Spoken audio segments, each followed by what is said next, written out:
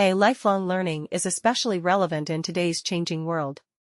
B. Whatever choice you make, remember to keep on learning new knowledge and skills. C. Remember that learning is a lifelong journey, so enjoy every moment of it. D. In a few weeks' time, you'll complete your secondary education. E. Some of you may have already made plans for continuing your studies at university or vocational school, while others may wish to start working right away. F. In fact, learning does not stop after graduation because it is a lifelong process. A. For example, here in Vietnam, we can enjoy Italian pizza or Japanese sushi, in addition to our traditional food. B. On the other hand, Vietnamese specialties, such as pho and banh mi, are also gaining popularity worldwide. C. Fast food chains and international restaurants have become popular, offering a wide range of dishes and more food choices to local people. D. Moreover, some international dishes use local ingredients, which make them unique and more suitable to local tastes. E. In short, you can explore the flavorful world of traditional Vietnamese food or enjoy dishes from other countries around the world in Vietnam. CCTV cameras were initially developed as a means of security for banks. In Britain, they first appeared in 1953, and by the 1960s, there were already a few cameras in major streets in London. Today, there are more than 4 million CCTV cameras across the country. That's one camera for every 14 people. The cameras are there to film dangerous or illegal behavior. With new software, they can automatically recognize the faces of known offenders, and a new kind of CCTV in the Netherlands can detect angry voices and automatically warn the police of trouble. Some CCTV cameras can even interact with the people they are watching. But these cameras don't just watch criminals, they watch all of us, almost all of the time. The amount of surveillance in towns and cities across Britain is increasing because it is thought to deter crime. Some goods in shops now have RFID tags, radio frequency identification tags, attached to them. When you pick up one of these items, the RFID tag sends a radio message to a CCTV camera and the camera starts filming you. Shops say that this technology helps to catch shoplifters, but only by treating everybody as a potential criminal. Cameras and tags are not the only ways of monitoring our actions. Every time you make or receive a call on your mobile phone, the phone company knows the number of the phone you are calling and how long the call lasts. It is even possible to work out your exact location. The police often use this information when they're investigating serious crimes. Even when you are at home, you are not necessarily safe from surveillance. High-speed internet connections have made computers more vulnerable than ever before. When you use your computer to visit websites, you are probably sending and receiving cookies without realizing it. Cookies transfer information from your computer to the website and, in theory, could record which websites you visit. Modern technology is making it easier and easier to stay in contact, but it is also making it nearly impossible for us to hide. Reading is a valuable activity that provides numerous benefits to individuals. Firstly, it expands our knowledge. When we read various genres, such as fiction or non-fiction, it increases our understanding. For instance, if you are interested in history, reading historical novels can transport you to different eras and enhance your understanding of past events. Secondly, reading improves our vocabulary. When reading, we encounter new words and phrases that contribute to the richness of our language skills. Furthermore, reading fosters empathy. When we immerse ourselves in characters' lives and experiences, we can relate to their emotions.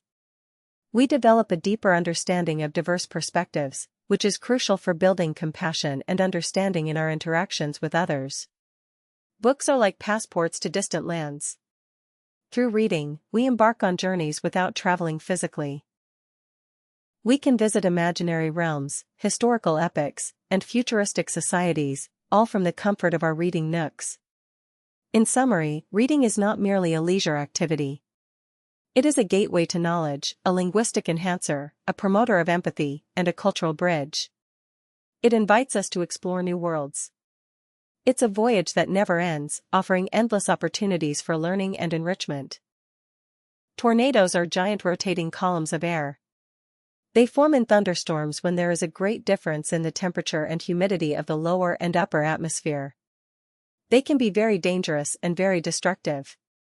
There are different varieties of tornadoes. They can be very big or small. Some tornadoes are only a few feet across and others can travel across an entire state. Tornadoes stretch from the ground high into the sky.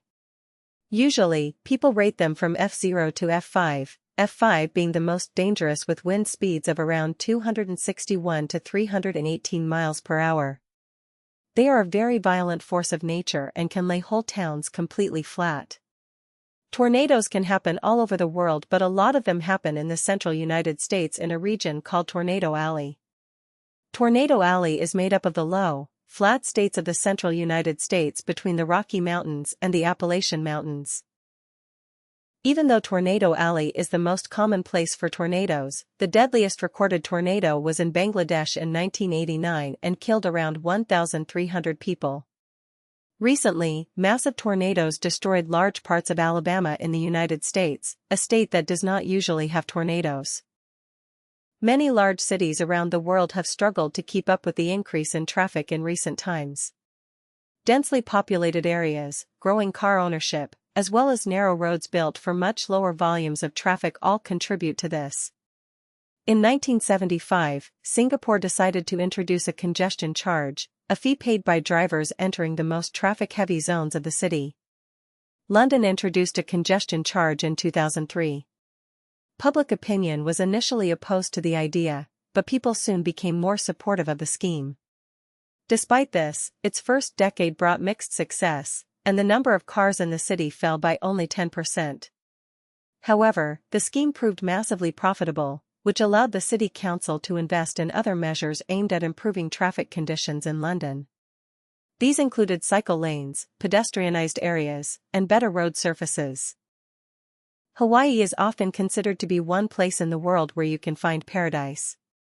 But when I arrived in Hawaii, I was shocked to discover beaches were covered in plastic rubbish washed up from around the world. As I dug through the sand, I realized the sandy beach was being transformed into a plastic beach. A chill went down my spine. From the beaches of Hawaii to the seas around Britain, we are polluting our own environment. Beaches are now covered in more rubbish than ever before. The plastic we see on our beaches is just a small amount of the plastic waste that exists in our oceans. Scientists believe that sea currents have created 5 huge garbage areas in our oceans, including the one in the North Atlantic. This is a global problem for which we are all responsible. Plastic makes our life easier, but its production and use are completely out of control. Because plastic rubbish in the oceans looks like food, it is being eaten by small fish, which in turn is eaten by large fish, which in turn is eaten by us. Plastic is damaging our beaches, polluting the oceans, and poisoning our food chain. The consequences are still not fully understood, but they are likely to be terrible. We need to stop using plastic bags for packaging and single-use water bottles. These make up most of the plastic garbage in the oceans. In Bangladesh and Kenya, they have stopped using plastic bags completely. The UK has put a tax on plastic bags. Many supermarkets around the world are not packing goods in plastic. The future of our beaches, our seas, and the food chain is at risk. This is an environmental problem that we need to solve immediately. Education is a cornerstone of personal and societal development, providing individuals with the knowledge, skills, and perspectives necessary to navigate and contribute to the world. It goes beyond the classroom, shaping character, fostering critical thinking, and promoting lifelong learning. Quality education is a powerful tool for breaking the cycle of poverty, empowering individuals, and adding complexity to family and societal relationships. In an interconnected global society, education promotes understanding and tolerance, fostering a more harmonious world. Recognizing the transformative potential of education is essential for building inclusive, equitable, and prosperous communities that thrive on the principles of knowledge, innovation, and collaboration. Ever since it was first possible to make a real robot, people have been hoping for the invention of a machine that would do all the necessary jobs around the house. If boring and repetitive factory work could be managed by robots, why not boring and repetitive household chores too? For a long time, the only people who really gave the problem their attention were amateur inventors. And they came up against a major difficulty. That is, housework is actually very complex. It has never been one job, it has always been many. A factory robot carries out one task endlessly until it is reprogrammed to do something else. It doesn't run the whole factory. A housework robot, on the other hand, has to do some different types of cleaning and carrying jobs and also has to cope with all the different shapes and positions of rooms, furniture, ornaments, cats, and dogs. However, there have been some developments recently. Sensors are available to help the robot locate objects and avoid obstacles. We have the technology to produce the hardware. All that is missing is the software, the programs that will operate the machine. For many years, scientists have been arguing about global warming. While they don't all agree about what this might mean for planet Earth, many think it is going on, and that we can do something about it. We need a few more years to gather facts before anyone can say for sure. But people need to start now to do things to stop it. There are many types of gases in our atmosphere. Some of them absorb the heat from the sun and control our climate. Greenhouse gases are those that hold the heat around the planet's surface. When we increase the level of these gases, we upset the balance. These extra gases trap even more heat. Some scientists say global warming has already started to change the environment. The Earth's temperature has risen 1 degree Fahrenheit this century. Many scientists believe it could rise from 2 to 8 degrees Fahrenheit in the next 100 years. This would be the fastest rise in 10,000 years. Sea levels could rise. Ice sheets could melt and add to the water level. Many places near the coast would be in danger of flooding. If the climate change is too large and too fast, some plants and animals could really suffer. They could even die out. Weather could become more violent and extreme. In some places, there would be more forest fires. But in other areas, there would be more rain and snow, storms, and floods. Over the last several decades, environmental specialists have proposed various strategies aimed at slowing down this process of deforestation in developing countries. Many of these proposals are indeed valuable ideas in that they are realistic attempts to address some of the causes of deforestation, such as farming, cattle ranching, and commercial logging. All of them rely on government involvement of some kind. There are 3 broad categories of solutions: state economic policies, internal agreements, and international programs. Economic policies generally attempt to limit the activity of small farmers through government action. Government actions can include the clear proper definition and enforcement of property rights, meaning that squatting, or illegally settling on land, would be more difficult. Subsidies can be used to encourage conservation. That is, money may be paid to supplement the income of those farmers who make an effort to reduce the usual amount of damage to the forest that their farms cause. In addition, taxes can act as a deterrent to undesirable land use. An internal agreement may be made between governments and indigenous or native people living in the moist rainforests and open woodlands of the tropics, where the vast majority of this deforestation is occurring. Such an agreement would allow people to carry on traditional activities adapted for some economic benefit. Finally, international agreements usually involve the exchange of monetary aid in return for government action to protect its forests. One such plan seeks to help pay a nation's debt in exchange for restrictions on certain kinds of activities in rainforests. Instead of selling logging concessions to pay down that obligation, the government receives money for banning or restricting logging in its forests. There is also the proposal of a global fund created in order to grant money to countries that choose to protect their environments. It is clear that something must be done to protect the forests of the world. If the current rate of deforestation continues, the world's rainforests will vanish within 100 years, causing numerous adverse effects on the global climate and eliminating the majority of plant and animal species on the planet. The difference between higher and further education can be a common cause of confusion. Further education is used to describe the education that occurs following compulsory post-16 secondary education, which is usually distinct from that offered in universities, higher education. It includes a few different levels such as A levels and higher national diplomas. Foundation degrees are also a type of further education and take 2 years to complete compared with the 3 to 4 years of most bachelor's degrees, which are offered by both universities and colleges. Sometimes it is possible to extend a foundation degree to a bachelor's degree, with 1 year or more of extra study. Further education is usually taught in the sixth form college part of a school or in independent further education colleges, as well as in other work-based, adult, and community learning institutions.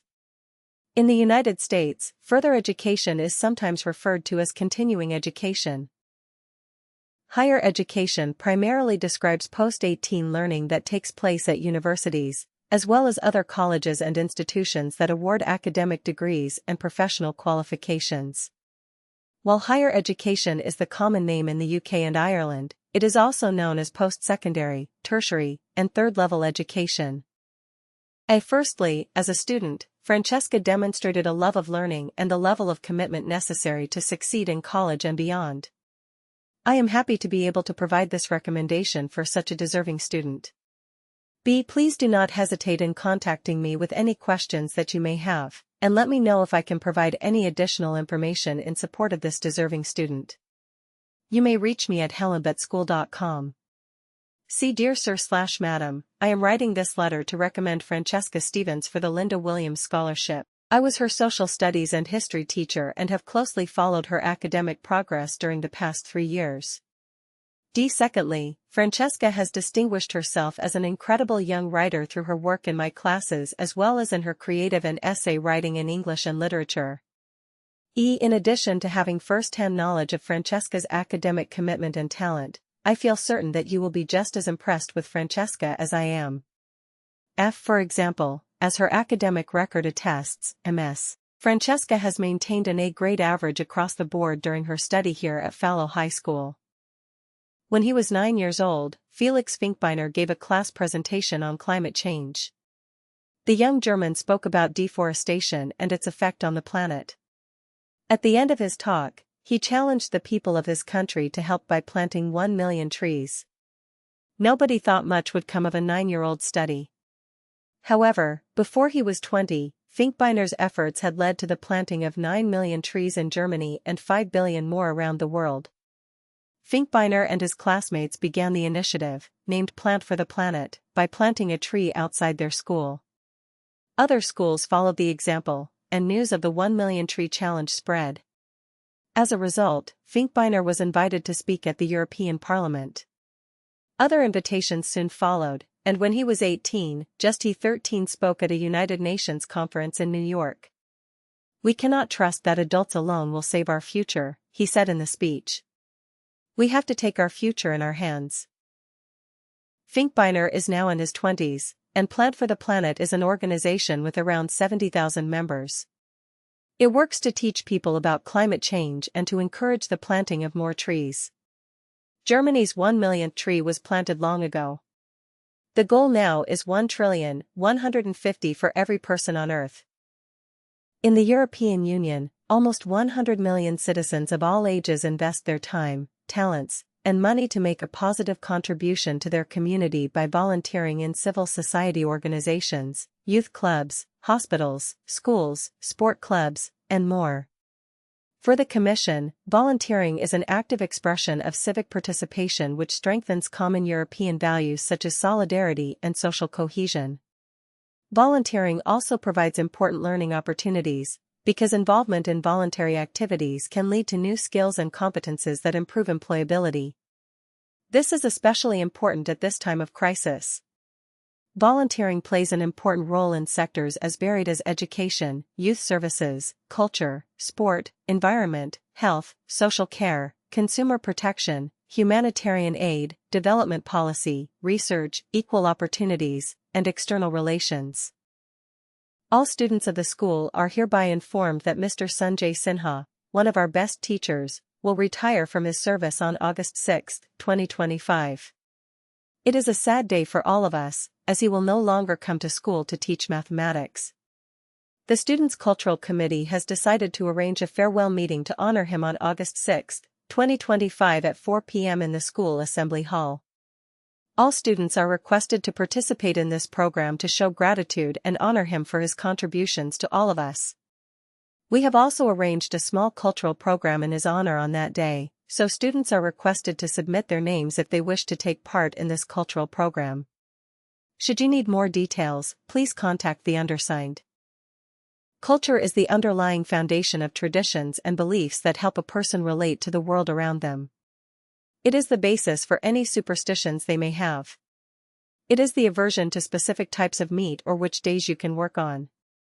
Culture gives us a definite starting point when beginning to search for our roots. Knowing where a person comes from will help to define how they look at their family obligations as well as how they celebrate important milestones in life. As a person gives up their cultural identity, they no longer can identify themselves with the things that were once the most important in their lives. They lose direction. As time passes by and they continue to forget about their past and their natural traditions, their identity becomes less and less pronounced. People used to know more or less how their children would live. Now things are changing so quickly that they don't even know what their own lives will be like in a few years' time. What follows is not science fiction. It is how experts see the future. You are daydreaming behind the steering wheel. Is it too dangerous? No. That's no problem because you have it on automatic pilot, and with its high-tech computers and cameras, your car knows how to get you home safe and sound. What is for lunch? In the old days, you used to stop off to buy a hamburger or a pizza. Now you use your diagnostic machine to find out which food your body needs. If your body needs more vegetables and less fat, your food preparation machine makes you a salad. After lunch, you go down the hall to your home office. Here you have everything you need to do your work. Thanks to your information screen and your latest generation computer, you needn't go to the office anymore. The information screen shows an urgent message from a coworker in Brazil. You can instantly send back a reply to him and go on to deal with other matters. The Valley Activity Summer Camp offers accommodation, though many students choose to live with local families. We provide excellent exam preparation classes tailored to your special needs. We also offer the best climbing walls in England, and our sports facilities include a pool and tennis courts. Excursions over the weekends are included in the booking fee. Pollutants are clogging up the atmosphere above our planet and trapping the sun's heat. That makes our planet warmer, which causes glaciers to melt, crazy weather patterns to develop, and natural disasters to spread like wildfires. But there are other consequences that people don't always associate with climate change. One surprising fact about global warming is that it makes people more aggressive. As the world gets hotter, tempers also get fierier. A new study found that violent crimes and even war become more likely as temperatures rise. Heart rates tend to be elevated in warm weather, so people are prepped for a physical response to a situation. That's not to say we're headed for a violent end as Earth warms up, though. Advances in everything from technology to health have sparked a decline in conflict. It's just that global warming might be slowing that decline. Climate change increases the amount of smog in the air and causes plants to produce more pollen, according to the Natural Resources Defense Council. Those combine to make breathing harder for people, which can be especially tricky for people with asthma and other respiratory illnesses. Let's have a big round of applause for Jane Doe, who has once again won our Manager of the Year award. Jane's insistence upon remaining a step ahead of managerial trends marks her as an example to us all. In addition to a handsome cash bonus to show our appreciation, Jane will fly first class on all her business travels next year. Students staying with a host family in another country usually have to make a number of cultural adjustments. They may find it difficult to form friendships with the children in the family and will certainly have to get used to a variety of new things, including food, the climate, and the language. An extra difficulty may be the different expectations which the host parents have of them in comparison with their parents. They may be unprepared for the fact that they are expected to help with the housework or come home earlier in the evenings than they ever would at home. They may not have as much independence as they are used to, and they may sometimes be surprised by the behavior of the children in the family who, although usually friendly and welcoming, may sometimes seem a little immature. However, language exchange students generally enjoy themselves and often form lasting friendships. Although your personality may be inherited to some degree, it is clearly also influenced by the people around you. But as you enter your teenage years, who plays the more significant role in this process, your family or your friends? During the early years of your life, you primarily spend your time with your family. Even though your parents take responsibility for shaping your behavior, it is probably your siblings who have the greatest effect. For example, how you interact with your brother or sister while playing games may affect how competitive or conciliatory you become. Similarly, you are more likely to be thick-skinned if you grow up with an insensitive sibling. However, once you enter your teenage years, you spend less time with your family and more time with your friends. Moreover, you start to become more aware of your own personality and how you would like to develop. Consequently, you may choose friends whose personality traits you admire. You may even go so far as to emulate those traits. At the same time, you may start to distance yourself from your family, notwithstanding your close relationship with them, since that is part of growing up and becoming more independent. Although your family remains an important part of your life, it is clear to me that, during your teenage years, your social circle exerts a greater influence. Many aspects of your personality from childhood can survive, but new ones will develop as you make your way towards adulthood with the help of your friends. Greetings from Vietnam. At the weekend, Paul and I went to one of the oldest cities in Vietnam called Hoi An Bi. The next morning, we went to a sandy beach near the city and had a relaxing swim. We first walked around the charming streets of the old town. Our visit to Hoi An was so wonderful that we did not want to leave. In the afternoon, we visited a picturesque village called Tra Khe, where we took a cooking class and learned how to make some local dishes. Dear Stacy. Many large cities around the world have struggled to keep up with the increase in traffic in recent times. Densely populated areas, growing car ownership, as well as narrow roads built for much lower volumes of traffic, all contribute to this. In 1975, Singapore decided to introduce a congestion charge, a fee paid by drivers entering the most traffic-heavy zones of the city. London introduced a congestion charge in 2003.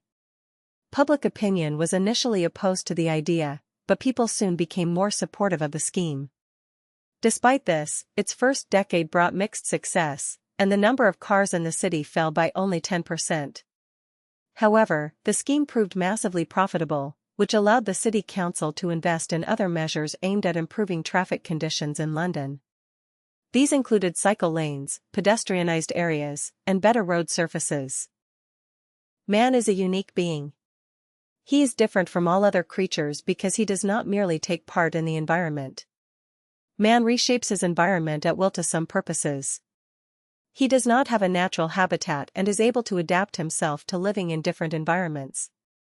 Among the many ways in which man has changed his environment are the building of cities and roads and the utilization of land for extremely harmful purposes to the environment. An example of a harmful result of man's actions is that of pollution. Through the use of scientific knowledge and advanced technology, man has increased his well-being and life expectancy in the process. However, he has also brought about the growing problem of worldwide pollution. One of the main sources of air pollution is motor vehicles. Fumes emitted from the car exhaust contain many chemicals which are harmful to people, animals, and plants. Industry also contributes significantly to the pollution of the atmosphere. There is no major city in the world today in which we can enjoy clean air. It is important for us to be environment conscious and avoid actions which cause harmful effects to our environment. It can take a long time to become successful in your chosen field, however talented you are. One thing you have to be aware of is that you will face criticism along the way. The world is full of people who would rather say something negative than positive. If you've made up your mind to achieve a certain goal, such as writing a novel, don't let the negative criticism of others prevent you from reaching your target, and let the constructive criticism have a positive effect on your work. If someone says you're totally in the lack of talent, ignore them. That's negative criticism. If, however, someone advises you to revise your work and gives you a good reason for doing so, you should consider their suggestions carefully. There are many film stars who were once out of work. There are many famous novelists who made a complete mess of their first novel, or who didn't, but had to keep on approaching hundreds of publishers before they could get it published. Being successful does depend on luck, to a certain extent. But things are more likely to turn out well if you persevere and stay positive. Finishing high school is a big step, opening many doors for young people. There are various paths to choose from after leaving school, and each one offers unique opportunities. Some students decide to continue their studies at universities. Universities have many subjects to learn, like science, art, or business. They offer degrees that can lead to exciting careers. This option allows students to dive deeper into subjects they are passionate about. For others, vocational training is a great choice.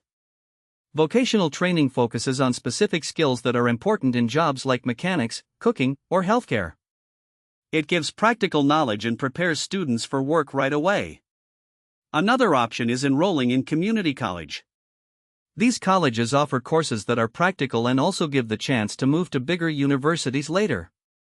They are a good starting point for many students. Apprenticeships are great for those who like to learn while working. This option gives hands-on experience in fields such as engineering, culinary arts, or information technology. It not only facilitates the acquisition of comprehensive knowledge and advanced skills but also enables individuals to gain valuable experience and a sustainable income simultaneously. In recent times, online courses have become very popular. These courses offer flexibility as students can study from home. They cover a wide range of subjects and give access to education no matter where someone lives. In conclusion, there are many paths available after finishing school. Each path has its advantages and can lead to a bright future. It's important for school leavers to explore these options and choose the one that suits them best. Teaching children to become independent is a gradual and rewarding process. Children should be encouraged to take on small responsibilities at home, such as tidying their rooms or setting the table. However, parents need to balance between offering guidance and allowing them to explore their capabilities themselves. While providing praise and positive reinforcement can boost their confidence, parents should avoid micromanaging their every move. Wise parents will adopt a relaxed attitude and take cues from their children. It is advisable that parents provide gentle guidance, allowing children to learn from their mistakes instead of immediately solving problems for them. As parents, creating a supportive environment, where children feel comfortable expressing their thoughts and feelings, is indispensable for fostering their emotional well-being. By nurturing their independence in these small ways, children can develop the skills and confidence needed to navigate life with increasing autonomy. Reading is an essential skill that enhances our cognitive abilities in many ways. Firstly, it improves our language skills. When we read, we learn new words and understand how they are used in context, improving our language skills. This helps in expanding our vocabulary and improving our communication skills. Secondly, reading boosts our imagination and creativity. When we read interesting stories, it takes us to different worlds and situations we might not experience in real life. This stimulates our creativity and helps us think outside the box. Thirdly, regular reading enhances our concentration and focus. It requires us to pay attention to details and follow complex narratives, keeping our minds sharp. Additionally, reading provides us with knowledge about various subjects and cultures. It allows us to gain insights into the lives and experiences of people from diverse backgrounds. If you are looking forward to gaining some international work experience while making a difference in the lives of the little ones, then probably you should choose to volunteer as an English teacher in Hanoi. Kids and teens in Vietnam are still a little weaker when it comes to communicating in English. With the steady growth of tourism and other sectors in the country, it has become necessary for the children to brush up their English-speaking skills in order to keep up with the world. Hence, you'll get to play a major role in the lives of these children as a volunteer. You'll be working mostly in schools in the Ca Gioi district and other areas around Hanoi. These schools have an extremely poor teacher-student ratio, which often is as low as 70-1, and the teachers are often not well-versed in English. Thus, apart from teaching the students, you can also guide the teachers and boost their confidence. We are excited to announce we will officially resume in-person classes as of 14. We truly appreciate the outpouring of support over the past several weeks.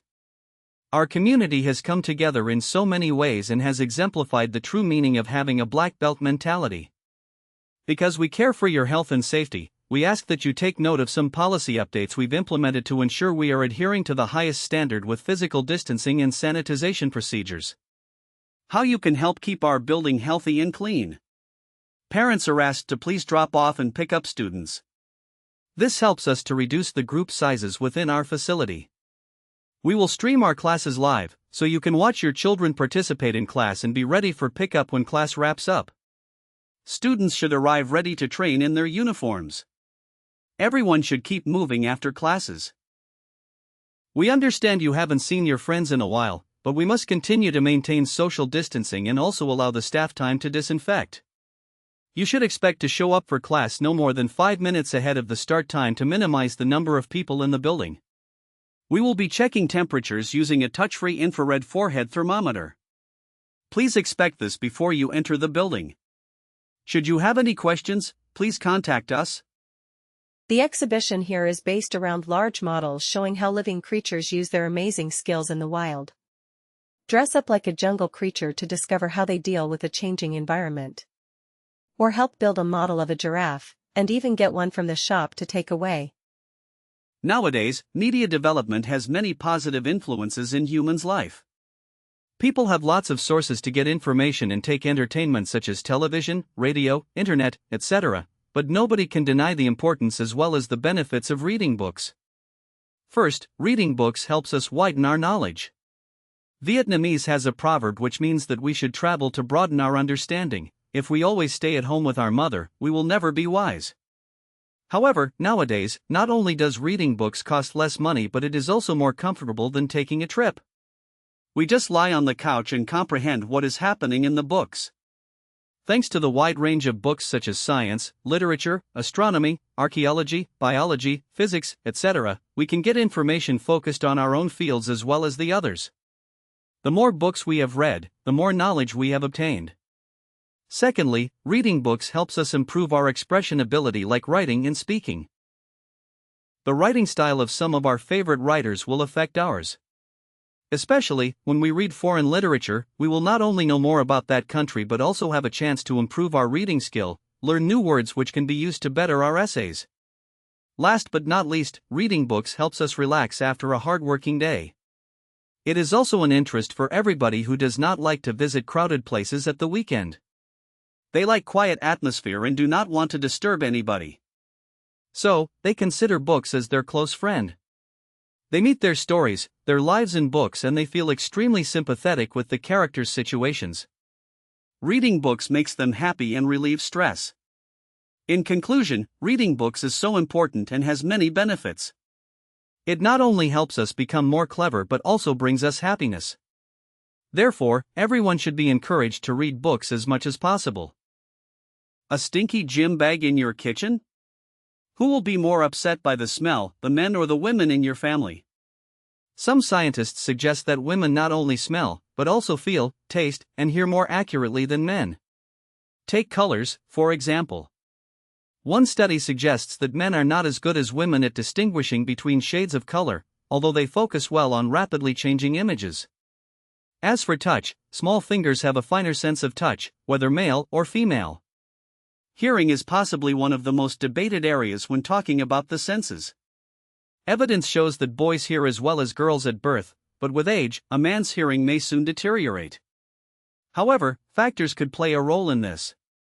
Women may also be better at identifying different flavors which need both taste and smell to experience, as studies have shown that they have more taste buds on their tongue. Going back to the smelly gym bag, yes, it's likely that mom will be the most freaked out by it. But is that because women's brains have more smell cells or because you were too lazy to move it?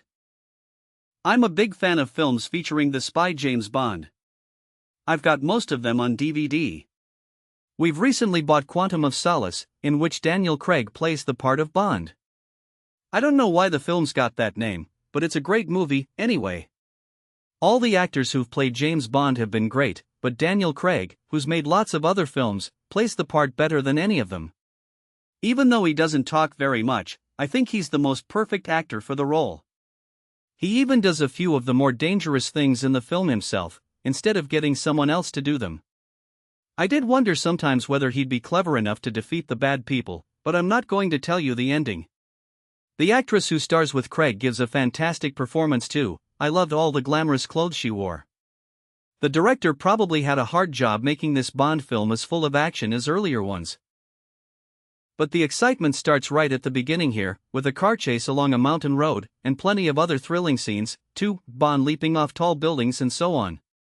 Unfortunately, I found the story difficult to follow in places, and it also seemed to be over very quickly. It lasted under 2 hours.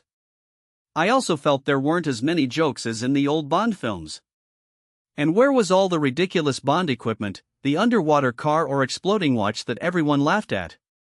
This is a more serious, darker Bond film, but I still really enjoyed it. The greenhouse effect is the warming that happens when certain gases in Earth's atmosphere trap heat. These gases let in light but keep heat from escaping, like the glass walls of a greenhouse. First, sunlight shines onto the Earth's surface, where it is absorbed and then radiates back into the atmosphere as heat. In the atmosphere, greenhouse gases trap some of this heat, and the rest escapes into space. The more greenhouse gases are in the atmosphere, the more heat gets trapped. Scientists have known about the greenhouse effect since 1824, when Joseph Fourier calculated that the Earth would be much colder if it had no atmosphere. This greenhouse effect is what keeps the Earth's climate livable. Without it, the Earth's surface would be an average of about 60 degrees Fahrenheit cooler. Scientists often use the term climate change instead of global warming. This is because as the Earth's average temperature climbs, winds and ocean currents move heat around the globe in ways that can cool some areas, warm others, and change the amount of rain and snow. As a result, the climate changes differently in different areas. When lifestyle changes aren't enough, the next step may be to take medicine. Your healthcare provider can tell you about special drugs for overactive bladder. There are several drug types that can relax the bladder muscle. These drugs, like antimuscarinics and beta-3 agonists, can help stop your bladder from squeezing when it's not full. Some are taken as pills, by mouth. Others are gels or a sticky transdermal patch to give you the drug through your skin. Antimuscarinics and beta-3 adrenoceptor agonists can relax the bladder muscle and increase the amount of urine your bladder can hold and empty.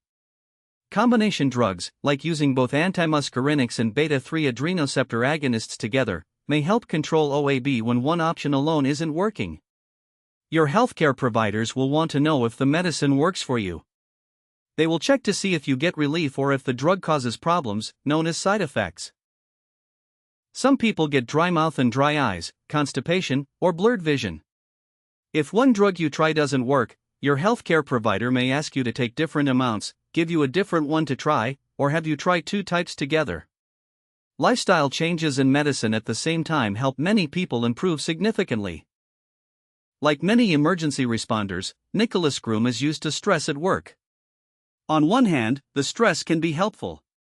I find that when attending a serious incident, it helps me to maintain focus on the situation, Nicholas Groom said. On the other hand, the work can be highly pressurized. Too much stress can impair your ability to make decisions, he adds. And Groom is not alone in his complicated relationship with stress. Many people believe that there should be a balanced amount of stress. In other words, not too much stress so you're not overwhelmed, but not too little stress so you don't feel unmotivated. After all, some anxiety is motivating. Think of the adrenaline before a deadline or the excitement before a competition. Sports fans sometimes even talk about a gene in some athletes who seem to play best in the decisive final moments of a match. Furthermore, many psychologists claim that performance in many situations increases with stress up to a point. Of course, any stress can cause harm when it's prolonged. To take just one example, a long-term high heart rate is linked to cardiovascular diseases. And additional stressors, such as financial pressures or psychiatric issues, clearly affect how beneficially someone can respond to stress. Exploring the world of literature offers numerous advantages, especially when it comes to broadening our horizons. Firstly, it adds an element of enjoyment to learning. When we delve into literature, whether it's novels, poems, or essays, the immersive experience captivates our interest and makes the learning process more enjoyable. For instance, reading books in a foreign language can enhance language skills and comprehension. Secondly, literature expands our cognitive abilities. Engaging with complex narratives and diverse writing styles challenges our intellect, fostering critical thinking and analytical skills. Finally, literature serves as a gateway to diverse perspectives, enabling us to understand different cultures, societies, and historical periods. It's a journey of exploration that goes beyond mere entertainment, enhancing our understanding of the world. In an educational context, the term learner independence has gained increasing importance in recent years. It is of particular relevance to language learning and commonly refers to the way students confidently control and organize their own language learning process. While some people seem to have an almost instinctive flaw for languages, others have to rely on strategies to maximize their skills and learn a foreign language more effectively. The main thing to remember is that becoming a truly independent learner ultimately depends above all on taking responsibility for your own learning and being prepared to take every opportunity available to you to learn. You also increase your chances of success by learning according to your own needs and interests, using all available resources. Research shows that learners who adopt this approach will undoubtedly manage to broaden their language abilities considerably and, as a result, are more likely to achieve their objectives in the longer term. Many universities around the world are proud to have long histories and strong traditions. However, very few universities can claim to be among the oldest in the world. Nalanda University, in Bihar, India, was established around 600 BC. It was most likely the world's first university. In the past, scholars came from Europe, China, and all over India to learn about science, medicine, the Buddhist religion, and other subjects. The university is in ruins now, but at one time it was an impressive school with temples, classrooms, libraries, and dormitories. According to the Guinness Book of World Records, the University of Al-Qarawiyyin in Fez, Morocco, is the oldest surviving university in the world. It was probably founded in 859 and became a famous place to study natural sciences. The first university in Europe is definitely the University of Bologna, in Italy. It was one of the few universities in Europe that were not influenced by religion. Professors were forbidden from teaching outside the university, and so students came from all over Europe to study with its famous teachers. Please be advised of a change to train service. Starting this April, the North-South Express train will no longer be stopping at Green Street Station. This will affect the express service only. Local train service will continue uninterrupted to all stations on the North-South line, including Green Street Station. Please speak with a conductor or visit our website should you have any questions. Thank you for your cooperation and for riding Montego Metro. Dear students, we are excited to announce that our annual school fair will be celebrated on Friday, February 2nd, 2024. The fair will start at 9 a.m. and end at 4 p.m. There will be a variety of games, food stalls, and performances for everyone to enjoy. We encourage all students to participate and make this event a success. Please note, should it rain on February 2nd, the fair will be postponed to the following Friday, February 9th, 2024. I am contacting you once again after receiving no reply to my prior email regarding the problem with my gas bill for the month of June. After receiving my bill for last month, I queried the charge that was included for unpaid gas in May. When I called your department about the issue, I was informed that the incorrect charges would be removed and that a new bill would be sent to me by email. However, the new bill still includes these erroneous charges, which I have no intention of paying. Therefore, I have attached an image of a receipt confirming that I paid my bill for the month of May in full on June 12. I will send the requested payment at my earliest convenience. Ever since humans inhabited the earth, they have made use of various forms of communication. Generally, this expression of thoughts and feelings has been in the form of oral speech. When there is a language barrier, communication is accomplished through sign language in which motions stand for letters, words, and ideas. Tourists, the deaf, and the mute have had to resort to this form of expression. Many of these symbols of whole words are very picturesque and exact and can be used internationally. Spelling, however, cannot. Body language transmits ideas or thoughts by certain actions, either intentionally or unintentionally. A wink can be a way of flirting or indicating that the party is only joking. A nod signifies approval, while shaking the head indicates a negative reaction. Other forms of non-linguistic language can be found in Braille, signal flags, Morse code, and smoke signals. While verbalization is the most common form of language, Other systems and techniques also express human thoughts and feelings. Pollutants are clogging up the atmosphere above our planet and trapping the sun's heat that makes our planet warmer, which causes glaciers to melt, crazy weather patterns to develop, and natural disasters spread like wildfires. But there are other consequences that people don't always associate with climate change. One surprising fact about global warming is that it makes people more aggressive. As the world gets hotter, tempers also get fierier. A new study found that violent crimes and even war become more likely as temperatures rise. Heart rates tend to be elevated in warm weather, so people are prepped for a physical response to a situation. That's not to say we're headed for a violent end as Earth warms up, though. Advances in everything from technology to health have sparked a decline in conflict. It's just that global warming might be slowing that decline.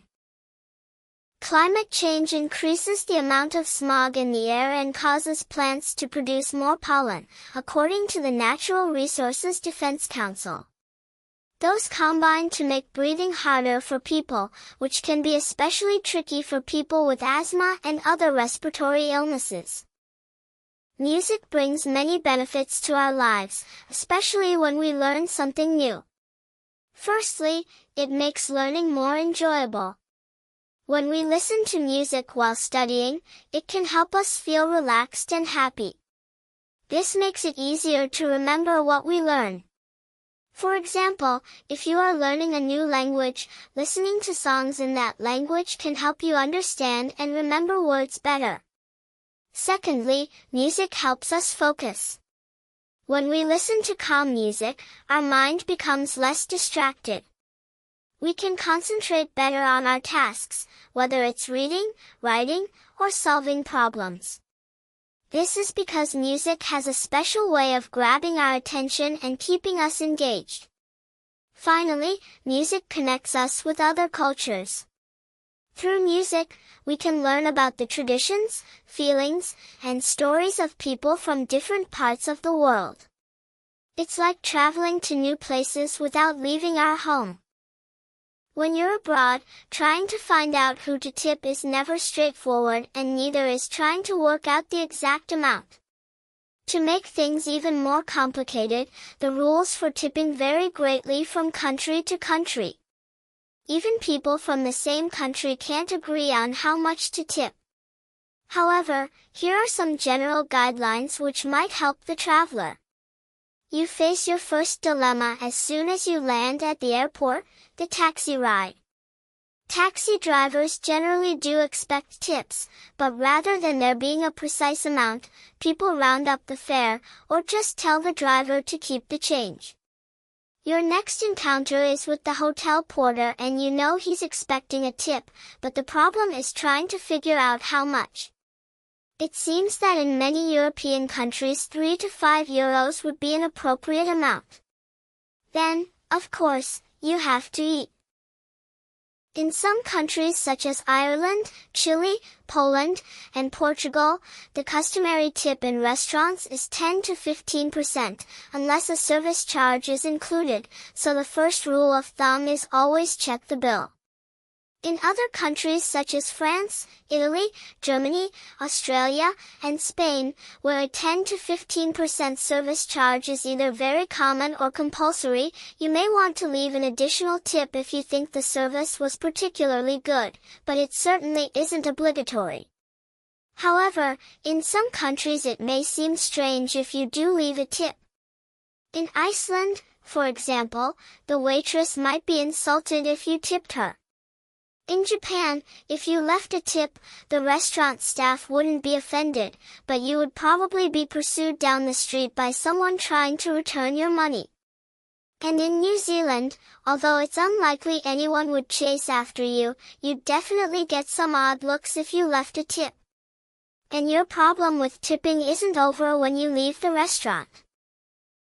Next, you discover the tour guide, the hairdresser, and the toilet attendant are all expecting a tip, but again, how much? Perhaps the best option in these cases is to ask the local people what is acceptable or observe what others do. Of course, you could simply play safe and tip everyone you meet. According to a new report, living in a city makes it harder for people to concentrate. The research found that people who live in rural areas can focus better than people in urban areas. The study is conducted by Goldsmiths College, which is part of the University of London. Dr. Karina Linnell, head researcher, and her team studied how two groups of people did the same tasks. The team went to a remote part of Namibia, Southwest Africa, to study the Himba tribe. Himba people live a very basic life in the desert, doing traditional farming. The team also studied members of the same tribe who had moved to the nearest town. Dr. Linnell said the people who lived in the desert did much better on the tests than those in the town. Dr. Linnell's research may change the way companies operate. In the future, workers may relocate from cities to live and work in the countryside. Linnell said there are too many things around us in the city that stop us from thinking about one thing for a long time. This means we do not work at our best. She asked, what if, for example, companies realized certain tasks would be better carried out by employees based outside of the urban environment where their concentration ability is better? The past century has seen billions of people move from the countryside to big cities. If Dr. Linnell's research is true, this century might see many of those people return to the great outdoors. When I tell people about the idea of moving out, many people's reaction is like, what do your parents say? Because they assume parents would not like their children to leave them. I don't know if my parents like it, but they always support and respect my decisions. They think it is good for me to try and live on my own, and then I would know it is best to stay with my family. The most important reason for independent living is to save the traveling time to work. It used to take me 1 hour 15 minutes to travel to work from my previous living place. From my new apartment, it just takes me 30 minutes, so I saved 45 minutes traveling time. I don't have to get up early, and I save 2/3 of my traveling cost. In addition, I gain my personal space and freedom by independent living. I make my own decisions. I don't have to say whether I would go home for dinner. I can invite my friends to come and stay late. Money is the main issue in living on your own. You must be responsible for all the expenses. Therefore, you've got to be well prepared and save up for your bills. Although I find my transportation time much shorter, the saved time is spent on other things, such as cooking and other household chores. Preparing and cooking the food do occupy a significant portion of my time, therefore I always try to make simple meals. Moreover, I have to regularly tidy up my apartment and wash my clothes, so it doesn't really save much of my time. Now I'm getting used to my new life, and I'm enjoying it. I feel that moving out makes it easier for me to strike a balance between my work, my social life, my study, and my family. It may be troublesome, but it may be worth it. Have you ever wondered what it would be like to get your dream job? It can take years to get the education and develop the skills you need for the perfect job. However, there is a way to experience your dream job without having to get the required training or degree. Since 2004, Brian Kurth's company, Vocation Vacations, has been connecting people with mentors who have the jobs of their dreams. Kurth had been working for a phone company before starting his own company. He didn't like his job, and he had a long time to think about it on his drive to and from work. He also thought about his dream job while driving. He was interested in becoming a dog trainer, but he didn't want to take any chances and switch to a field he didn't have experience in. He really wanted to know what the job was like and if it was realistic for him to work towards his goal. So he found a mentor, a dog trainer that could tell him about the job and everything it involved. After that, he helped his friends find mentors to explore jobs they were interested in. They thought it was helpful to talk to people who had their dream jobs before spending lots of time and money getting the training they needed for those jobs. Kurt saw how much this helped his friends, so he decided to turn it into a business. He started Vocation Vacations in 2004, and by 2005, the company was offering experiences with over 200 dream jobs. Today, about 300 mentors work with the company to share their knowledge about their jobs. Customers pay to experience the job of their dreams and work with these mentors to see what a job is really like. A job vacation costs between $350 and $3,000 and can be for 1 to 3 days. Many people use Vocation Vacations to see if their dream job is a career path they want to continue. Others do it just to experience the job of their dreams one time. Vocation Vacations jobs are in the fields of fashion, food, entertainment, sports, and animals. Many people want to try glamorous jobs. For example, they want to try working as actors, music producers, photographers, and fashion designers. According to Kurt, some other popular dream jobs are working as bakers, hotel managers, and wedding planners. Plastic is a material we use every day. The first plastics were made more than 100 years ago from parts of plants. Plastics are now made from oil, coal, and natural gas. We are using up these things so fast that the Earth's supplies may run out. Because of this, scientists are investigating new ideas for making plastics from plants such as sweet potato, bamboo, and flax. Things made from plastic can be useful for people but bad for the environment. Some plastics can last for a long time without wearing out, and can be difficult to get rid of when not needed. They can remain in rubbish dumps called landfill sites for hundreds of years. Landfills can be smelly, ugly, and harmful to our planet. Recycling is a good way to get rid of unwanted plastics. Recycled waste materials can be used again to make new products. This can be difficult as different types of plastic need to be recycled in different ways. Some kinds of plastics can be melted down and used to make new things such as bags and bottles. Others can be made into fibers for clothing. Another way to protect the environment is to use canvas bags for shopping rather than plastic ones. A lot of plastic objects can also be reused.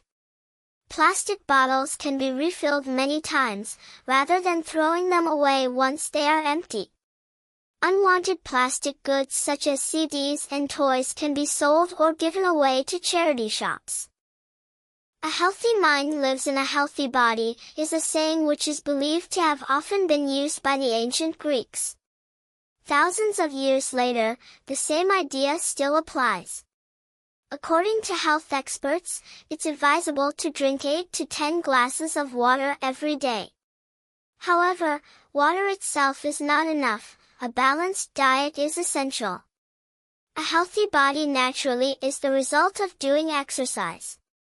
Many people, however, do not like gyms and object to going there for different reasons. Some, for instance, say that aerobic sessions are too difficult to follow, while others say that gyms are just too expensive.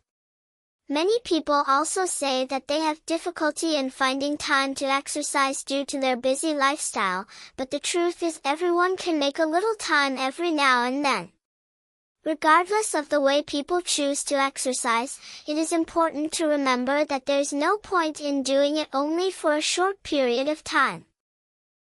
Last but not least, having a positive attitude and doing away with negative thoughts contributes to good health. In short, following this simple advice surely helps in having a healthy mind and body. A. Besides, doing chores together can actually be fun and it makes the work go faster. B. Dear Mike, I hope you are well. I've been thinking about why it's important for children to help with housework. C. It's a good way for families to spend time together and learn new skills. D. Firstly, it teaches us responsibility and how to take care of our own things. E. Also, when we help our parents, it shows them respect and gratitude for all they do for us. F. Best wishes. When naming a child, some parents seem to choose a name based simply on their personal preference. In other families, grandparents or professional name makers come up with a child's name. And in some cases, the time of a child's birth influences how the child's name is determined. In many European cultures, names are typically chosen by parents. Parents' choice for their child's name may be based on names of relatives or ancestors within their particular family. For example, in Italy, children are traditionally named after their grandparents. The parents generally use the father's parents' names first. If they have more children, then they will use the mother's parents' names. Similarly, some people in Eastern Europe name their children after relatives who have died. This tradition is seen as a means to protect the child from the angel of death. Traditionally in some Asian countries, a child's grandfather or a fortune teller chooses the child's name. In contrast to the tradition of naming children after relatives, the child's name is chosen to influence the child's character. For example, names may be based on a connection to certain elements such as fire, water, earth, wood, or metal. Or the name might include a written character meaning beauty, strength, or kindness. In certain African cultures, when a child is born plays a large part in determining the child's name. In Ghana's Akan culture, the day a child is born determines the child's name. But each day has different names for boys and girls. For instance, a boy born on Friday is named Kofi, whereas a girl born on the same day is named Afua. Both Kofi and Afua are names meaning wanderer or explorer. Children with these names are seen as travelers. No matter where the name comes from, a child's name is the first gift in life. Whether it is chosen according to preference or dictated by tradition, the name reflects something about a child's culture. For that reason, all names should be treasured and respected. Nowadays, more and more teenagers are getting involved in community activities. Some may join different charity groups to help the needy in their neighborhoods or other areas. Others may set up volunteer clubs at their schools and develop their own plans to help people in the community. These may include various community activities, such as donating old clothes, cleaning up the environment, and organizing after-school activities for children. When teenagers take part in community activities, they gain numerous benefits. First, they come into contact with other teenagers who share similar interests. Secondly, teenagers can learn and improve their life skills. Thirdly, community activities can increase teenagers' self-confidence and boost their well-being. Finally, doing volunteer work in the community is the perfect opportunity for teenagers to gain essential leadership experience that all employers want to see. Today, we hear more and more about the importance of getting enough sleep. Sleep can give energy to both our bodies and our brains.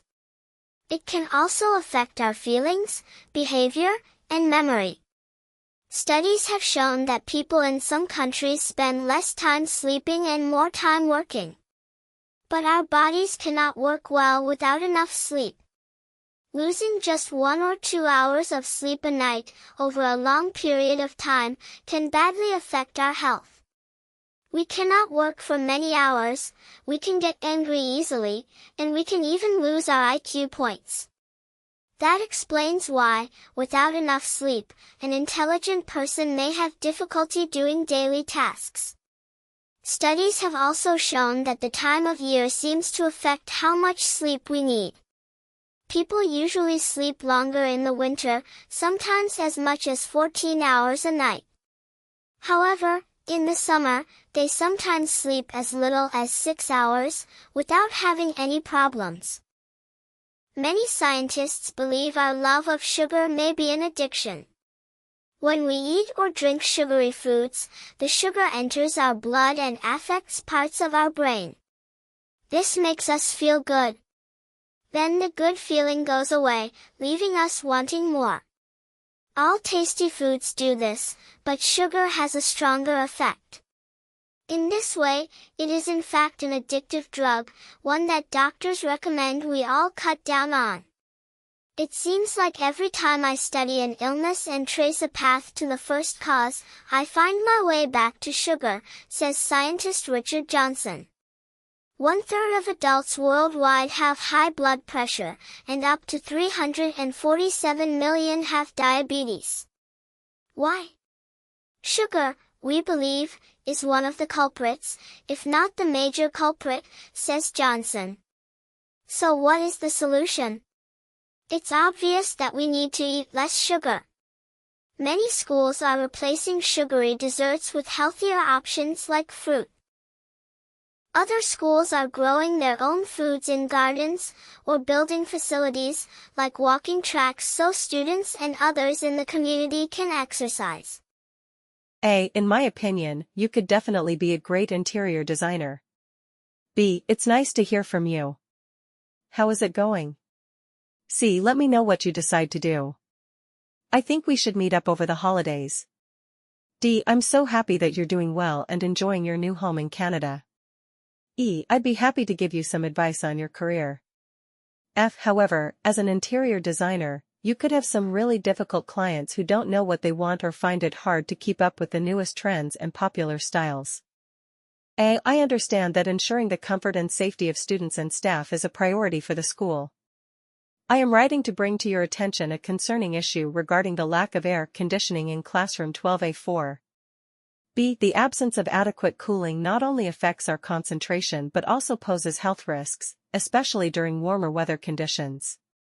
C. As the temperatures continue to rise, it has become increasingly uncomfortable and difficult for both students and teachers to focus and perform effectively in the learning environment.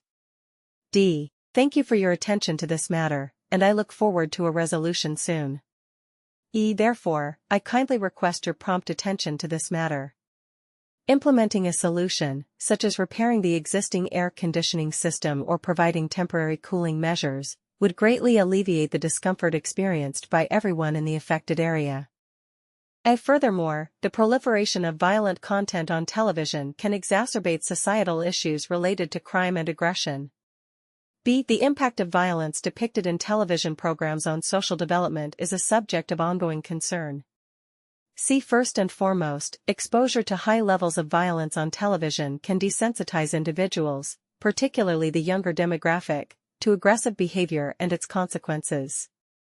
D. In conclusion, the reduction of violence in television programs is essential for fostering healthy social development.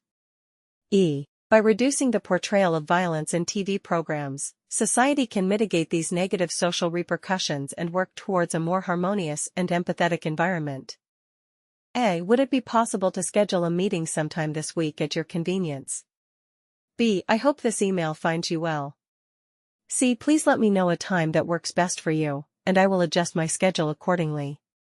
D. As we approach the final test, I would like to request a brief meeting to discuss any concerns or questions I may have regarding the test. E. Thank you for considering my request. I look forward to our meeting and appreciate your support. F. Your guidance throughout this course has been invaluable, and I believe that a discussion prior to the final test will help clarify any uncertainties I may have and ensure that I am adequately prepared. A. Besides, doing chores together can actually be fun and it makes the work go faster. B. Dear Mike, I hope you are well. I've been thinking about why it's important for children to help with housework. C. It's a good way for families to spend time together and learn new skills. D. Firstly, it teaches us responsibility and how to take care of our own things. Also, when we help our parents, it shows them respect and gratitude for all they do for us. Best wishes. Owning a franchise can be magical. The expanding children's service market offers an excellent return on your investment and puts a little magic into your summer. Summer Magic Day Camps franchises provide door-to-door pickup services for children ages 6 to 13 and a wide variety of activities in parks and other locations. No need to invest in expensive camp facilities, as all activities are held off premises. You can operate the business part-time and from home. We provide all the know-how and direction needed for startup and day-to-day operations. Very reasonable franchise fees. I've been reflecting on why it's crucial for children to lend a hand with household chores. I hope this email finds you well. Firstly, it's a good way for families to bond and acquire new skills.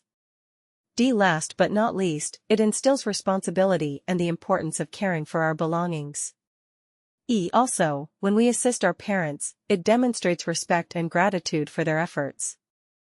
Besides, doing chores together can actually be fun and it makes the work go faster. Finally, those who have a part-time job can build more relationships for their careers in the future. Students will become more confident if they have opportunities to work together with different groups of people.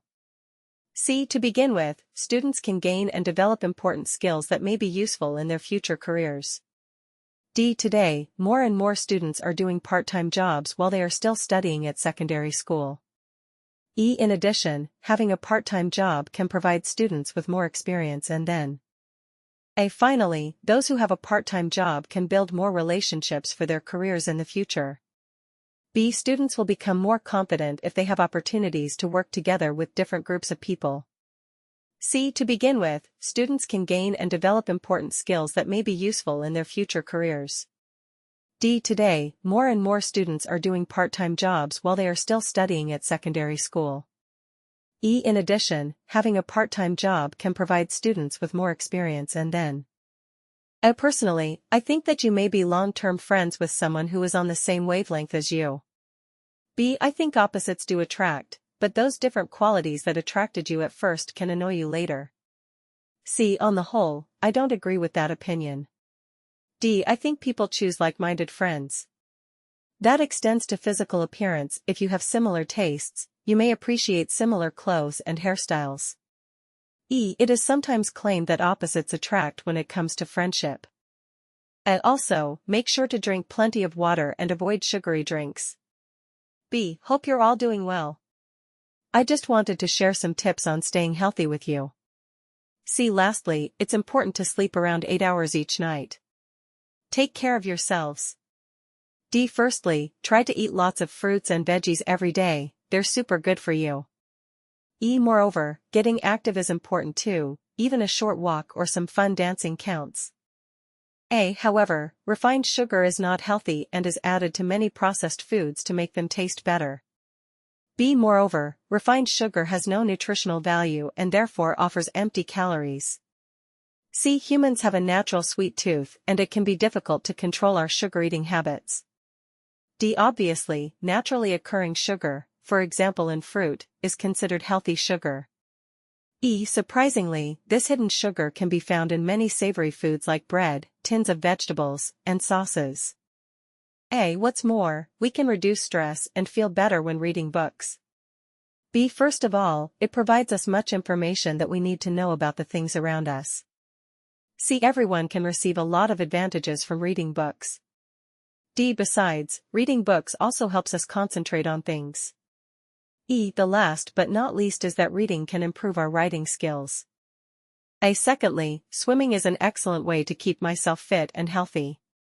Among my favorite sports and hobbies, I like swimming the best for several reasons. In addition, it helps promote our friendship and solidarity. Firstly, I think playing in the water could bring great joy. It also helps reduce stress and I always feel refreshed and relaxed after swimming for about half an hour. Also, it helps build up my muscle strength and prevent many heart and lung diseases. Finally, besides being a great sport, swimming is also an important survival skill, because without knowing how to swim well, it could be dangerous if there is a flood, or simply if we want to play near bodies of water. Secondly, swimming is an excellent way to keep myself fit and healthy.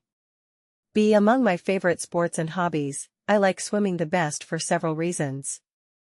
C. In addition, it helps promote our friendship and solidarity. D. Firstly, I think playing in the water could bring great joy. It also helps reduce stress, and I always feel refreshed and relaxed after swimming for about half an hour. E. Also, it helps build up my muscle strength and prevent many heart and lung diseases. F. Finally, besides being a great sport, swimming is also an important survival skill, because without knowing how to swim well, it could be dangerous if there is a flood, or simply if we want to play near bodies of water. Good morning, everyone. As part of our school cultural program, we need to plan a field trip to a heritage site in Vietnam. So, where would you like to go? B. What's a mixed heritage site? C. I'd recommend Trang An Scenic Landscape Complex. It's the only place in Southeast Asia to be recognized as a mixed heritage site by UNESCO. D. Do you have any suggestions for us, Ms. Hoa? E. That sounds interesting, but if we want to learn about cultural values of the past. F. It's a site that has both natural and cultural importance. For example, you can go on a boat trip there to enjoy the beautiful landscape. Or you can visit the old temples and monuments to learn about Vietnamese history. A. Some fishermen break coral to try to catch rare fish. B. Illegal hunting is one of the main environmental issues in the world today. C. To conclude, illegal hunting can cause animals to go extinct and it can also cause damage to the environment. D. Another problem caused by illegal hunting is that it can cause damage to coral reefs. One problem caused by illegal hunting is that it can make some animals go extinct. Also, volunteering helps students connect with the community, making them aware of the needs around them. B. Additionally, students develop such important skills as teamwork and communication ones while they volunteer. C. Firstly, students who do voluntary work gain valuable real-world experience which can help in their future careers. D. Finally, doing volunteer work can be a rewarding experience, as students feel good about helping others. High school students benefit from doing voluntary work in many ways. Next, our guide, Trung, took us to Hanoi Botanical Garden for an escape from the crowded city. B. Our first stop was one of the most popular tourist attractions in Hanoi, the Temple of Literature, which was Vietnam's first national university. C. Hello fellow travelers. I just got back from a culture-packed day tour of Hanoi. D. It was a great day and I highly recommend touring Hanoi with City Break. Our final stop on the tour was the Old Quarter, a busy shopping area. It's true, we don't have much free time, but doing a few chores doesn't take long. B. I think we should try to help our parents because it's not fair for them to do everything. C. I'm sorry to hear that you're so busy with your studies and have too many chores to do. D. Hi Jack, how are you? Talk to you soon. F. I am very busy with school and other activities too, but I still help around the house. However, the introduction of foreign species can disrupt these balances, often leading to unforeseen consequences. B. To begin with, please remember ecological systems help maintain the diversity of life. C. In response, laws that deter illegal activities such as releasing non-native species or overhunting have been implemented. D. In conclusion, this effort is part of a broader movement to preserve our planet's ecological health. For example, coral reefs, grasslands, and northern forests help protect a variety of species including the endangered ones. Best wishes. B. First of all, self-study gives learners more freedom. They decide what they should study and how to learn depending on their abilities. C. Dear Lucy, I hope you are well. I am thinking about the advantages of self-study learning at home without a teacher. D. Secondly, they can make learners responsible. They set their learning goals and make study plans to achieve them. Finally, it makes them more confident. Completing tasks and solving problems on their own boost learners' confidence. What's more, we can reduce stress and feel better when reading books. B. First of all, it provides us much information that we need to know about the things around us. C. Everyone can receive a lot of advantages from reading books. D. Besides, reading books also helps us concentrate on things. The last but not least is that reading can improve our writing skills. I heard about this opportunity in a public announcement last Monday. I am interested in your community development projects because I really care about the life of people in the community and want to offer my services to you. I am writing to apply for a volunteer position at the local Center for Community Development. Currently, all my Sunday afternoons are free, and I will be able to help at the center if I am chosen. I look forward to hearing from you. I am always available for an interview on any weekday after 4:30 p.m. or at weekends.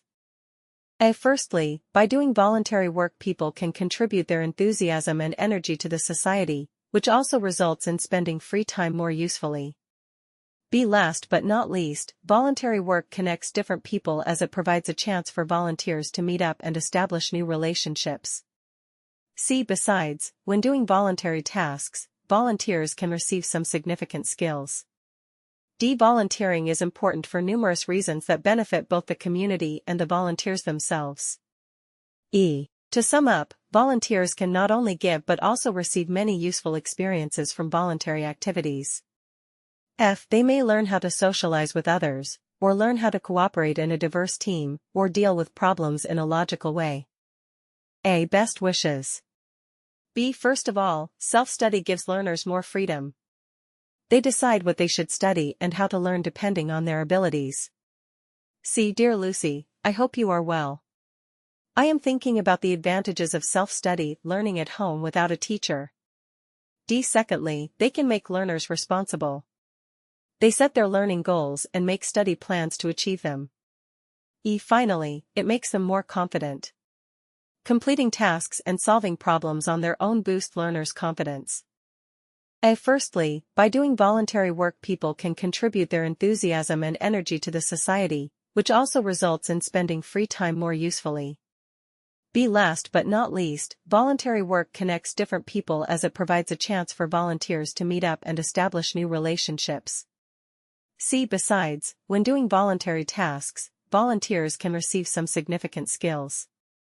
Volunteering is important for numerous reasons that benefit both the community and the volunteers themselves.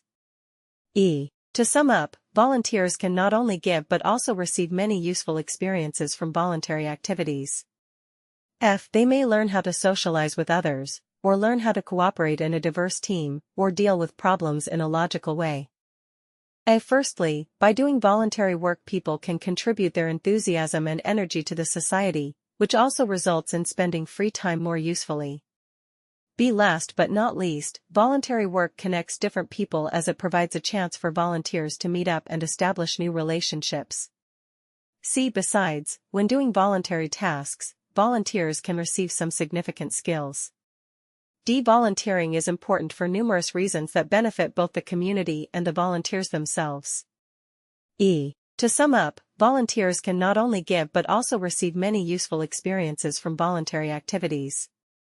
They may learn how to socialize with others, or learn how to cooperate in a diverse team, or deal with problems in a logical way. Firstly, by doing voluntary work people can contribute their enthusiasm and energy to the society, which also results in spending free time more usefully. Last but not least, voluntary work connects different people as it provides a chance for volunteers to meet up and establish new relationships. Besides, when doing voluntary tasks, volunteers can receive some significant skills. Volunteering is important for numerous reasons that benefit both the community and the volunteers themselves. To sum up, volunteers can not only give but also receive many useful experiences from voluntary activities. They may learn how to socialize with others, or learn how to cooperate in a diverse team, or deal with problems in a logical way.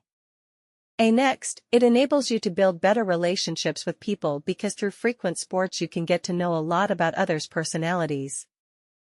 First, playing sports helps reduce stress and gives you more energy in your life.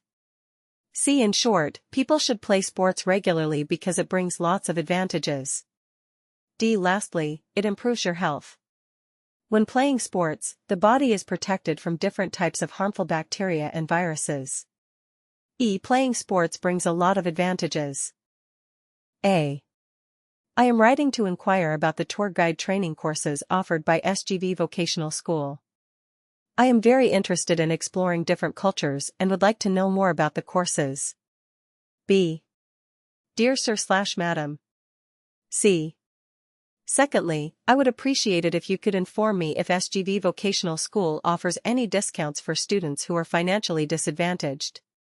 This would greatly assist me in planning for the cost of the training. D. Lastly, I would like to inquire about the daily wage for the apprenticeships provided by SGV Vocational School. It would be great if you could provide me with more information about this opportunity. E. Thank you for considering my request. I look forward to hearing from you soon. Yours faithfully, F. Firstly, I would like to ask if there is a test requirement to enroll in the tour guide training courses. As I do not have any previous qualifications in this field, I would like to know if there are any specific requirements for admission. A. They may also learn about food safety, kitchen hygiene, and restaurant management if the course covers those topics. B. Additionally, students may hope to gain hands-on experience in cooking and receive feedback on their dishes from their instructor. C. Students can take a vocational course in cooking or culinary arts. D. They expect to learn various cooking techniques and recipes as well as gain a deeper understanding of the culinary arts. E. Overall, the goal of this course is likely to help students develop their skills and knowledge in the culinary field. A. Additionally, traffic congestion makes commuting a hassle. B. First, the constant noise and pollution can be overwhelming at times. C. Dear Phillips, I hope this letter finds you well. D. Let's catch up soon and discuss more about city life. Best wishes. E. For example, in Hanoi where I live, during rush hours the streets are packed with cars, buses, and taxis, causing long delays and frustration for commuters. F. Living in a big city comes with its challenges. G. Finally, despite the convenience of amenities, the fast-paced lifestyle can lead to stress and exhaustion. A. Dear Peter, I hope you are well. I have been thinking about why it is important for us to preserve our heritage and how to do it. B. Some reasons and ways above are to help preserve and develop the heritage sites with cultural and natural values. C. Firstly, learning about cultural heritage at school can help students understand the value of cultural heritage sites. D. Besides, introducing cultural heritage to foreign visitors through tourism activities will make it more widely known to people around the world. E. Also, promoting heritage of culture on social media may urge to spread information to more people quickly and effectively. F. Best wishes. Apprentice administrator in a car dealership. A successful car dealership specializing in second-hand cars is looking for an apprentice administrator to provide administrative support for the team. This would be a fantastic opportunity for someone looking for an entry-level position in administration as no experience is required. The ideal candidate should also be able to work on Saturdays. A. Additionally, prioritize your activities by deciding which tasks are the most urgent and important and then, concentrate on these first. B. Firstly, make a plan for things you need to do, including appointments and deadlines by using a diary or apps on mobile devices to remind you of what you need to accomplish and when you need to accomplish it. C. Finally, develop routines because routines, when established, take less time for you to do your tasks. D. Time management skills are not hard to develop. Once you master them, you will find out that they are great keys to success and you can become independent. E. Many young people strive to be independent and to live independently. You need to develop time management skills. A. First, we should set up some food stalls offering traditional dishes from different cultures. B. Let's discuss what activities to include. C. That sounds fun. We can call them Taste the World. We can also show visitors how to cook these dishes. D. I like your idea, but we don't have any cooking experience. We may need to involve professional cooks. E. We've decided to organize a cultural diversity day in our school. A. Additionally, prioritize your activities by deciding which tasks are the most urgent and important and then, concentrate on these first. B. Firstly, make a plan for things you need to do, including appointments and deadlines by using a diary or apps on mobile devices to remind you of what you need to accomplish and when you need to accomplish it. C. Finally, develop routines because routines, when established, take less time for you to do your tasks. D. Time management skills are not hard to develop. Once you master them, you will find out that they are great keys to success and you can become independent. E. Many young people strive to be independent, and to live independently, you need to develop time management skills. A. There are also many music festivals around the globe that bring artists and music fans together. B. People nowadays enjoy listening to music from different countries and cultures, and in different languages. C. Thanks to globalization, people can quickly discover new music from all over the world. D. To sum up, in today's connected world, it is very common for musicians across the world to work on music projects and share ideas together. E. For example, American teens are captivated by K-pop music and dance. A. There are also many music festivals around the globe that bring artists and music fans together. B. People nowadays enjoy listening to music from different countries and cultures, and in different languages. C. Thanks to globalization, people can quickly discover new music from all over the world. D. To sum up, in today's connected world, it is very common for musicians across the world to work on music projects and share ideas together. E. For example, American teens are captivated by K-pop music and dance. A. Additionally, we've started a garden to provide a safe space for local wildlife to thrive. B. Warm regards. C. I'm excited to share some great news about recent initiatives at our school to protect wildlife. D. Lastly, students are actively involved in organizing awareness campaigns and fundraisers to support wildlife conservation efforts. E. Dear John, I hope this letter finds you well. F. Overall, these initiatives reflect our commitment to preserving biodiversity and making a positive impact on the environment. G. Firstly, our school has implemented a recycling program to reduce waste and protect habitats. There are around 7,000 languages in the world today. However, most people speak the largest languages: Chinese, Spanish, English, Hindi, Russian, Arabic, and others. So what about the smaller languages? According to the UNESCO Atlas of the World's Languages in Danger, around one-third of the world's languages now has fewer than 1,000 speakers. We may soon lose those languages completely. In fact, 230 languages became extinct between 1950 and 2010. Unfortunately, when we lose a language, we also lose its culture and knowledge. That's because people in different places have different ways of living and thinking. One example of this is the Tuvan language of southern Siberia. Tuvan people depend on animals for food and other basic needs. Their language shows this close connection between people and animals. The Tuvan word azangiler, for example, means to sing with the rhythms of riding a horse. And the word akbiza is a white calf less than 1 year old. In some places, people are working to save traditional languages. Many schools in New Zealand now teach the Maori language. This helps connect native New Zealanders to their Maori culture.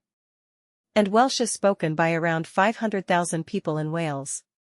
The Welsh government is working to increase that number to 1 million by 2050. Technology offers a possible alternative to saving endangered languages. National Geographic's Enduring Voices project has created talking dictionaries, the recorded voices of people communicating with each other. All of them are fluent speakers of endangered languages. And because these dictionaries are accessible to anyone on the internet, people now and in the future can learn some of the vocabulary, greetings, and grammar rules of past languages. In some places, people are working to save traditional languages. Many schools in New Zealand now teach the Maori language. This helps connect native New Zealanders to their Maori culture. And Welsh is spoken by around 500,000 people in Wales. The Welsh government is working to increase that number to 1 million by 2050. Technology offers a possible alternative to saving endangered languages. National Geographic's Enduring Voices project has created talking dictionaries, the recorded voices of people communicating with each other. All of them are fluent speakers of endangered languages. And because these dictionaries are accessible to anyone on the internet, people now and in the future can learn some of the vocabulary, greetings, and grammar rules of past languages. Device-centered communication has become almost universal over the past 20 years. More than 3/4 of people in the world now own a mobile device, and more than half communicate via social networking. It is now hard to imagine a world without mobile devices consisting of such things as mobile phones, laptops, and tablets. They allow us to stay in touch with a large network of friends, no matter where they are. But many experts say that communicating with a device is nothing like talking with someone in person. Body language, eye contact, and tone of voice can tell us so much, psychologist Mary Peters says. And none of those exist on a device. Even video chat removes many subtle clues. We don't know to what extent these technologies will permanently change the way people interact. People will always want to meet up with others in small and large groups. Indeed, it is fair to say that social media makes it easier than ever before for people to organize social events. However, there is still a danger that device-centered communication may have a negative long-term impact on the way people interact with each other on a day-to-day basis. We must not, therefore, lose sight of the need to focus on the actual people around us, and remember that they deserve our real, not virtual, attention. The idea of a culture where people always have a screen between them sounds a bit funny, because deep understanding comes when we see the reactions on other people's faces. Device-centered communication has become almost universal over the past 20 years. More than 3/4 of people in the world now own a mobile device, and more than half communicate via social networking. It is now hard to imagine a world without mobile devices consisting of such things as mobile phones, laptops, and tablets. They allow us to stay in touch with a large network of friends, no matter where they are.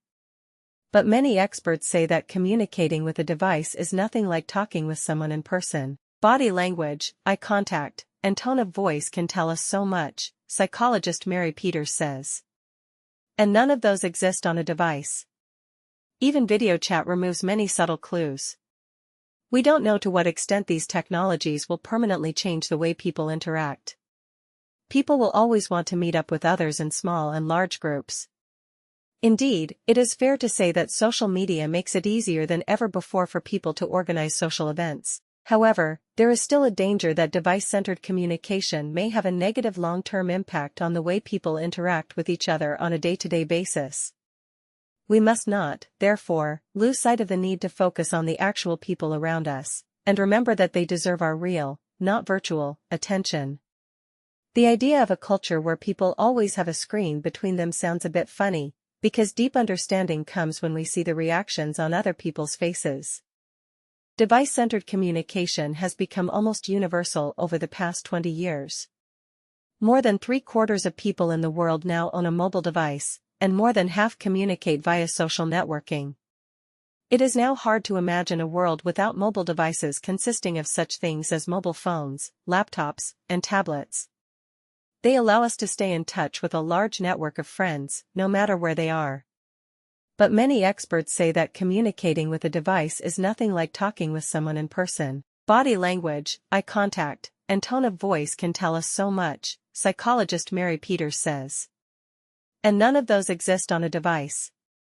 Even video chat removes many subtle clues. We don't know to what extent these technologies will permanently change the way people interact. People will always want to meet up with others in small and large groups. Indeed, it is fair to say that social media makes it easier than ever before for people to organize social events. However, there is still a danger that device-centered communication may have a negative long-term impact on the way people interact with each other on a day-to-day basis. We must not, therefore, lose sight of the need to focus on the actual people around us, and remember that they deserve our real, not virtual, attention. The idea of a culture where people always have a screen between them sounds a bit funny, because deep understanding comes when we see the reactions on other people's faces. Last year, I gained valuable experience, working part-time at a local computer repair center, and I also spent 6 months as a tech support trainee at a major at Firm B. I am writing to apply for its support technician position advertised in the local newspaper, on Tuesday the 5th of July. I am very adaptable, reliable and excellent at multitasking, and I have strong communication skills, and natural problem-solving abilities. D. I have a bachelor's degree in it, from the University of Leeds, and I have recently completed a master's in it management. E. I have attached a copy of my CV to this letter for your review. F. If you have any questions about me, please let me know. I look forward to hearing from you soon. To whom it may concern, I spent most of the last 2 days calling your customer service lines in an effort to resolve this situation, but I have gotten nowhere. So, I'm writing in the hopes that this letter will get into the hands of a more effective person. I'm really hoping you can help me. On Monday, May 16th, I was in the airport checking my baggage for a flight to Amsterdam, and the young man who was helping me, James Strathcona was his name, tore the handle of my suitcase when he was lifting it onto the conveyor belt. I have inquired as to how much it would cost to fix and was told it would be at least $45. I have enclosed a photocopy of the quote from the repairman. On principle, I really feel these repairs ought to be paid by World Travel, as the damage was done while one of your people was handling my luggage. However, I am being given the runaround by your customer service staff whenever I call. One young man was even so bold as to suggest that the suitcase was probably worn out and ready to break anyway. I assure you that this is not true. I only recently bought the set, and the only reason it was broken was that it was handled with excessive force. In all other dealings I've had with your company, I have had very positive experiences and I have no wish to fly with another airline. I look forward to hearing from you soon, and I very much appreciate your help. Yours faithfully. Unmarried women becoming homeowners. An increasing number of single women are buying their own homes, according to industry experts. By contrast, the figures for unmarried men buying houses or apartments show no increase. What is behind this trend? I put the question to analysts at the Real Estate Institute, who came up with the following observations. Women no longer seek marriage and a homemaking role as their first priority, but want a stable job or career instead, and this puts them in a position where they can own a home independently. Single men are no longer pressured to settle down, which traditionally means getting a stable job with a career path and then getting married and buying a house. They tend, therefore, to be less likely to have stable jobs. Women are increasingly better qualified and in many areas have surpassed men. This enables them to obtain better and more highly paid jobs. Women seem to be more capable of seeking good advice and completing the formalities of obtaining a mortgage. Experts at the Institute expect the trend to continue, as home ownership provides financial and emotional security for women who are not yet ready to seek a partner for life. Unmarried women becoming homeowners. An increasing number of single women are buying their own homes, according to industry experts. By contrast, the figures for unmarried men buying houses or apartments show no increase. What is behind this trend? I put the question to analysts at the Real Estate Institute, who came up with the following observations. Women no longer seek marriage and a homemaking role as their first priority, but want a stable job or career instead, and this puts them in a position where they can own a home independently. Single men are no longer pressured to settle down, which traditionally means getting a stable job with a career path and then getting married and buying a house. They tend, therefore, to be less likely to have stable jobs. Women are increasingly better qualified and in many areas have surpassed men. This enables them to obtain better and more highly paid jobs. Women seem to be more capable of seeking good advice and completing the formalities of obtaining a mortgage. Experts at the Institute expect the trend to continue, as home ownership provides financial and emotional security for women who are not yet ready to seek a partner for life. It has been thought that women are the second class in citizen, and men are the first. There is not a real equality of opportunity for men and women. Years ago, people were living in a man-dominated society. Women had to obey their husbands and fathers absolutely. Women's place was in the kitchen and women's work was housework. In many places, women were not even allowed to go to school. Women had no rights, even the right to choose husband for themselves. Men usually occupied high positions in society, so they thought they were more intelligent than women. Men often considered women as their property. Sometimes, they mistreated by their husbands and suffered the problem as a fate. Many parents did not even want to have daughters. Despite the progress, there remain outdated beliefs about women's roles, traditionally passed down from generation to generation. Men are commonly seen as the strong bodies, breadwinners in the family, and key leaders in society, while women are restricted to being housewives, childbearing and care, and housework such as washing and cooking. According to social surveys, many women in the 21st century still have to work over 12 hours a day, including working in offices and doing countless household chores without any help from their husbands. In some regions, the labor of women is not recognized despite the hardships they endure to support the whole family. Moreover, women are the direct victims of family violence, especially in rural areas. Thanks to the women's liberation movement, nowadays women have proved that they are equal to men in every aspect. An average woman has weaker muscles than an average man, but she may be as intelligent as he is. Women can do everything that men can, and women can do one thing that no man can: they produce children. Basic to any understanding of Canada in the 20 years after the Second World War is the country's impressive population growth. For every 3 Canadians in 1945, there were over 5 in 1966. In September 1966, Canada's population passed the 20 million mark. Most of this surging growth came from natural increase. The Depression of the 1930s and the war had held back marriages, and the catching-up process began after 1945. The baby boom continued through the decade of the 1950s, producing a population increase of nearly 15% in the 5 years from 1951 to 1956. This rate of increase had been exceeded only once before in Canada's history, in the decade before 1911, when the prairies were being settled. Undoubtedly, the good economic conditions of the 1950s supported a growth in the population, but the expansion also derived from a trend toward earlier marriages and an increase in the average size of families. In 1957, the Canadian birth rate stood at 28 per thousand, one of the highest in the world. After the peak year of 1957, the birth rate in Canada began to decline. It continued falling until in 1966 it stood at the lowest level in 25 years. Partly this decline reflected the low level of births during the Depression and the war, but it was also caused by changes in Canadian society. Young people were staying at school longer, more women were working, young married couples were buying automobiles or houses before starting families, rising living standards were cutting down the size of families. It appeared that Canada was once more falling in step with the trend toward smaller families that had occurred all through the Western world since the time of the Industrial Revolution. Although the growth in Canada's population had slowed down by 1966, the increase in the first half of the 1960s was only 9%. Another large population wave was coming over the horizon. It would be composed of the children who were born during the period of the high birth rate prior to 1957. Young people were staying at school longer, more women were working, young married couples were buying automobiles or houses before starting families, rising living standards were cutting down the size of families. It appeared that Canada was once more falling in step with the trend toward smaller families that had occurred all through the Western world since the time of the Industrial Revolution. Although the growth in Canada's population had slowed down by 1966, the increase in the first half of the 1960s was only 9%.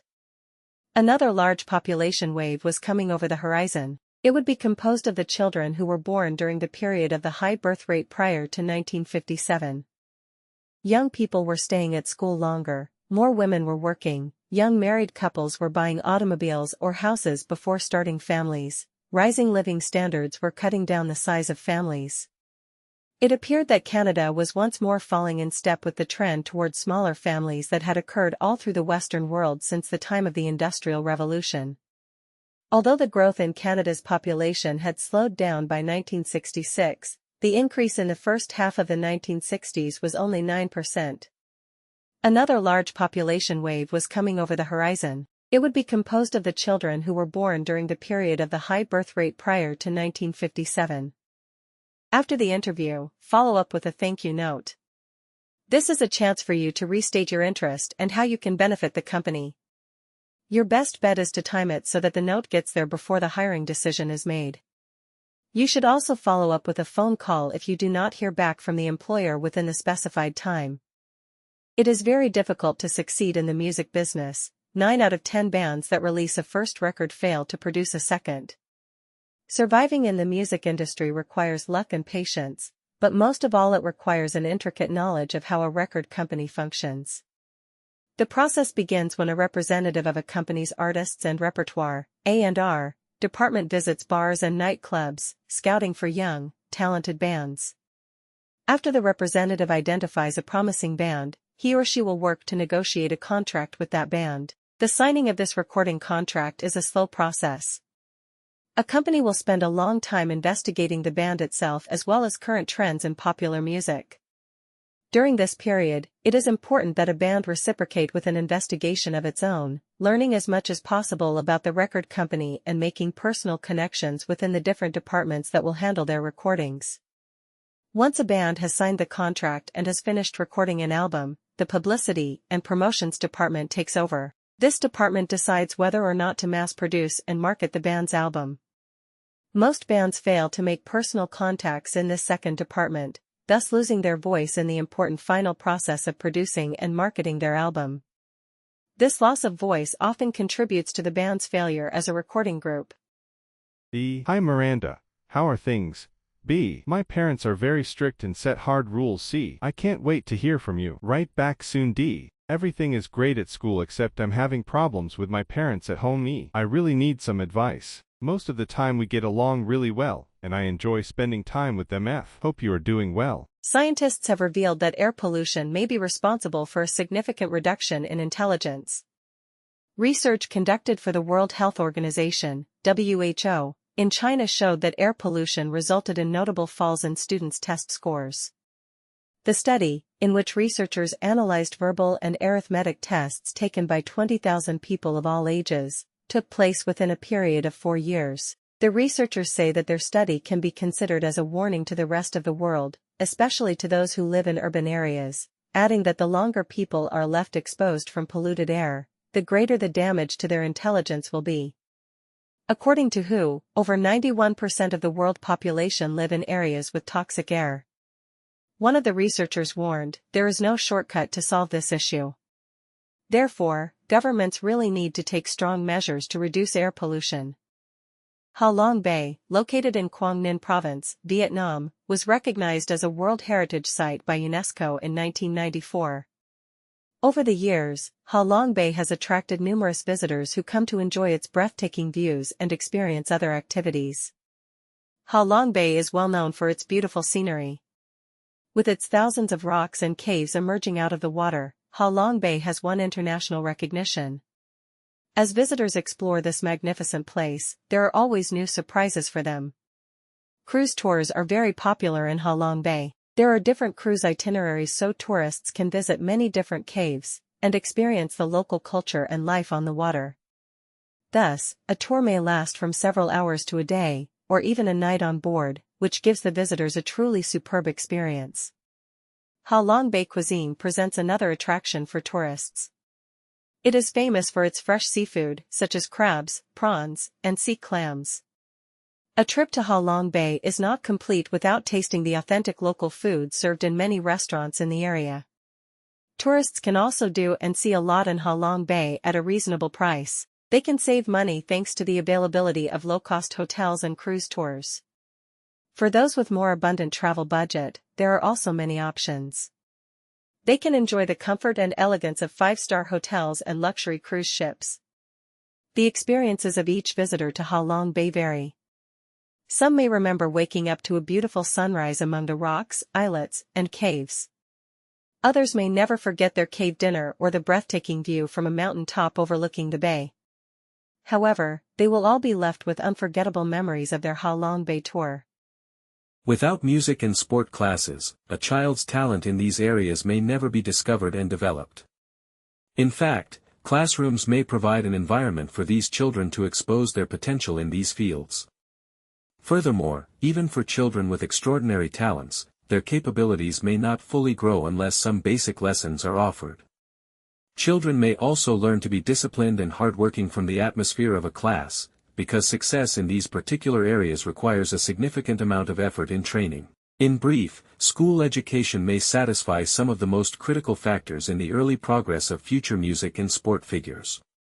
More importantly, the provision of both academic, music, and sports education is mandatory for an all-round growth of young students. If learning to sing or to play a sport, for example, is treated as an extracurricular activity only, children may consider the engagement in it to be entirely optional. Some children, particularly those without a determined mindset, may eventually choose not to play sports or music. Such a group may consequently suffer from physical or mental illness in later life. To conclude, to ensure the adequate physical and mental development of the next generation, and to foster young talents in music and sports, these subjects must never be abandoned in any child educational institution. Over the past decade, many priceless heritage sites and monuments have been damaged in countries across the world. In Africa, sites in Libya, Algeria, Egypt, and Mali, among others, have been damaged during internal and cross-border conflicts. The three main threats to heritage sites are development projects, armed conflicts, and natural disasters. International agencies like UNESCO have called for the protection of heritage resources in the event of conflict. But this has not happened. Destroying monuments is a violent act. Those responsible are trying to erase, by force, an aspect of history. One example was the Nazis who, during World War II, tried to destroy Jewish people's art and personal property. The attacks on monuments and calls for their destruction reflect the systemic and complex violence in many African states, although it's important to note that the problem is not only an African one. ISIS is the latest group destroying history and heritage. This is popular in Iraq. Syria is another country witnessing its heritage being wiped out. When examining the ongoing conflict in the north of Mali, it is clear that heritage sites are just part of the damage of human lives and cultural property in the ongoing conflict. It is worth considering national and world heritage conservation policies and guidelines. All heritage is valuable and should be protected. Destroying heritage is not in the interest of humanity. The African continent has to address the question of how we collectively deal with difficult and damaged heritages. A reflection on the UNESCO conventions between 1954 and 1972 should also provide guidance on future actions on heritage management at local and national levels. The 1954 convention, which calls for the protection of cultural heritage during conflict and war, was regularly mentioned during the Iraq conflict and recent conflict in Mali.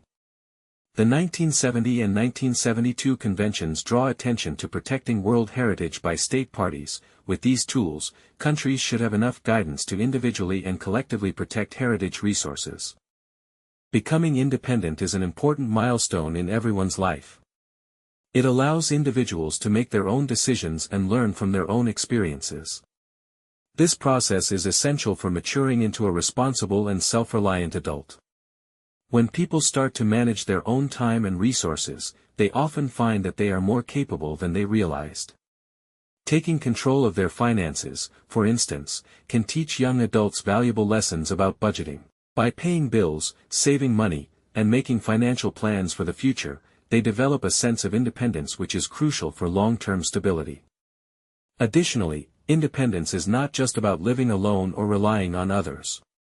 It's about making choices that align with personal values and goals. When young people make choices about their education, career, or personal life, they lay the foundation for their future. In conclusion, the journey towards independence can be challenging, but it is also rewarding.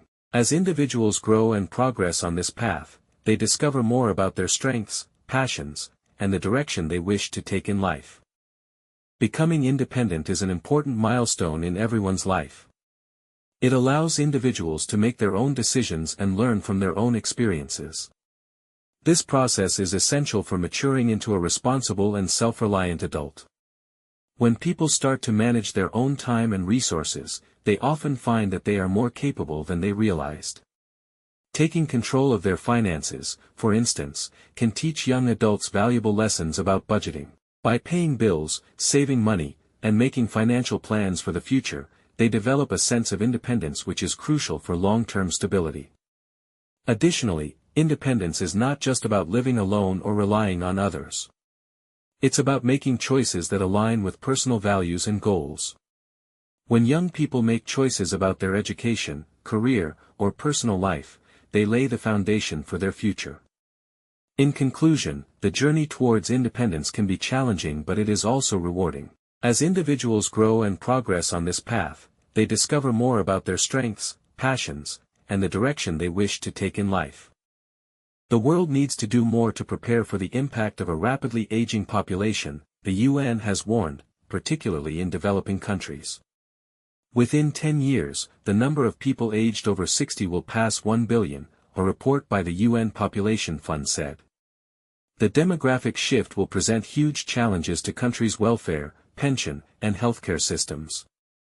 The UN agency also said more had to be done to tackle abuse, neglect, and violence against older persons.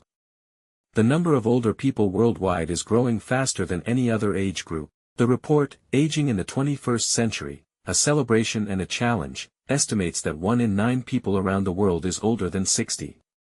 The elderly population is expected to swell by 200 million in the next decade to surpass 1 billion, and reach 2 billion by 2050. This rising proportion of older people is a consequence of success. Improved nutrition, sanitation, healthcare, education, and economic well-being are contributing factors, the report says. But the UN and a charity that also contributed to the report, Help Age International, say the aging population is being widely mismanaged. In many developing countries with large populations of young people, the challenge is that governments have not put policies and practices in place to support their current older populations or made enough preparations for 2050, the agencies said in a joint statement. There are more than 1 billion cows in the world, and cow farming is a large source of methane emissions. This colorless and odorless gas is much more powerful than CO2 at warming the earth. Farmers and companies are developing solutions for decreasing cows' methane emissions.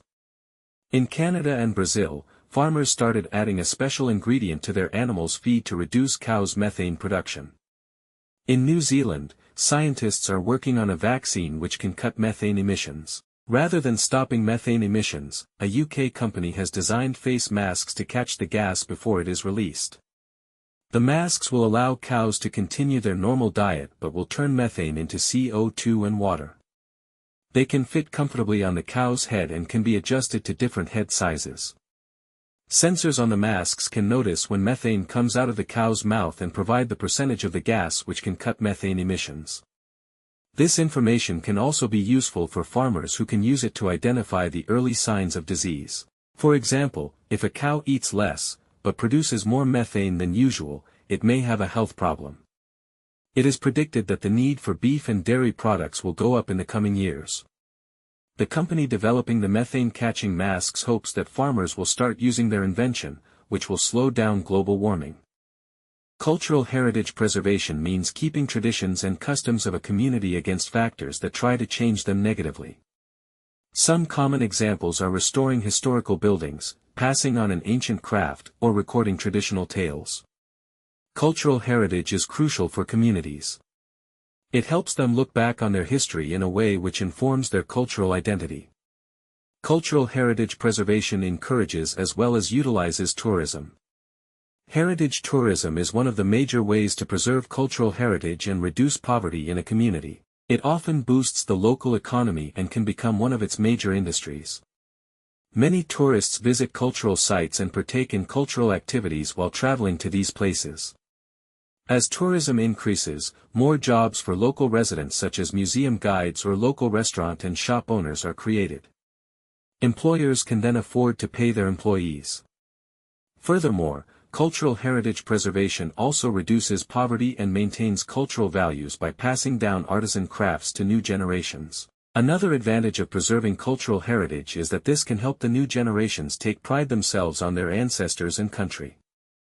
Due to natural disasters or man-made damages during the war, while others may take a lot of time and cost to repair. Rebuilding cultural heritage sites and artifacts is similar to solving a big jigsaw puzzle without knowing what it should look like. One project has been run by a group of scientists to help with the restoration of heritage sites. The technologies used in the project include robotics, 3D scanning, modern machines, and artificial intelligence. These artifact pieces are scanned by high-tech computers to predict their original architecture. Throughout the process, the computer system is guided by humans to ensure accurate rebuilding. The second component involves using robots to scan and connect the pieces. These robots resemble an average person to save time and human resources when gathering information. A. Thank you for considering this request, and I appreciate your efforts in creating memorable experiences for our class. B. With the end of the school year approaching, I wanted to inquire about any plans for a year-end party or celebration for our class. C. If there are any plans or discussions underway for a year-end party, could you please provide some information regarding the date, time, location, and any arrangements that may be needed? D. Additionally, if there's anything the students can contribute or assist with to make the event a success, please let us know. E. It would be wonderful to have an opportunity to gather as a class and celebrate our achievements and the bonds we've formed throughout the year. F. Many of us students are looking forward to commemorating the end of the academic year and spending some enjoyable time together before the break.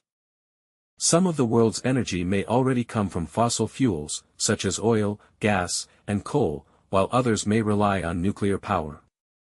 More than 80% of the world's energy comes from fossil fuels. However, fossil fuels cause problems like air pollution and environmental damage when extracted from the earth. Nuclear power has advantages such as being inexhaustible and cleaner. 31 countries and many ships use nuclear power. However, nuclear energy also brings problems like serious accidents.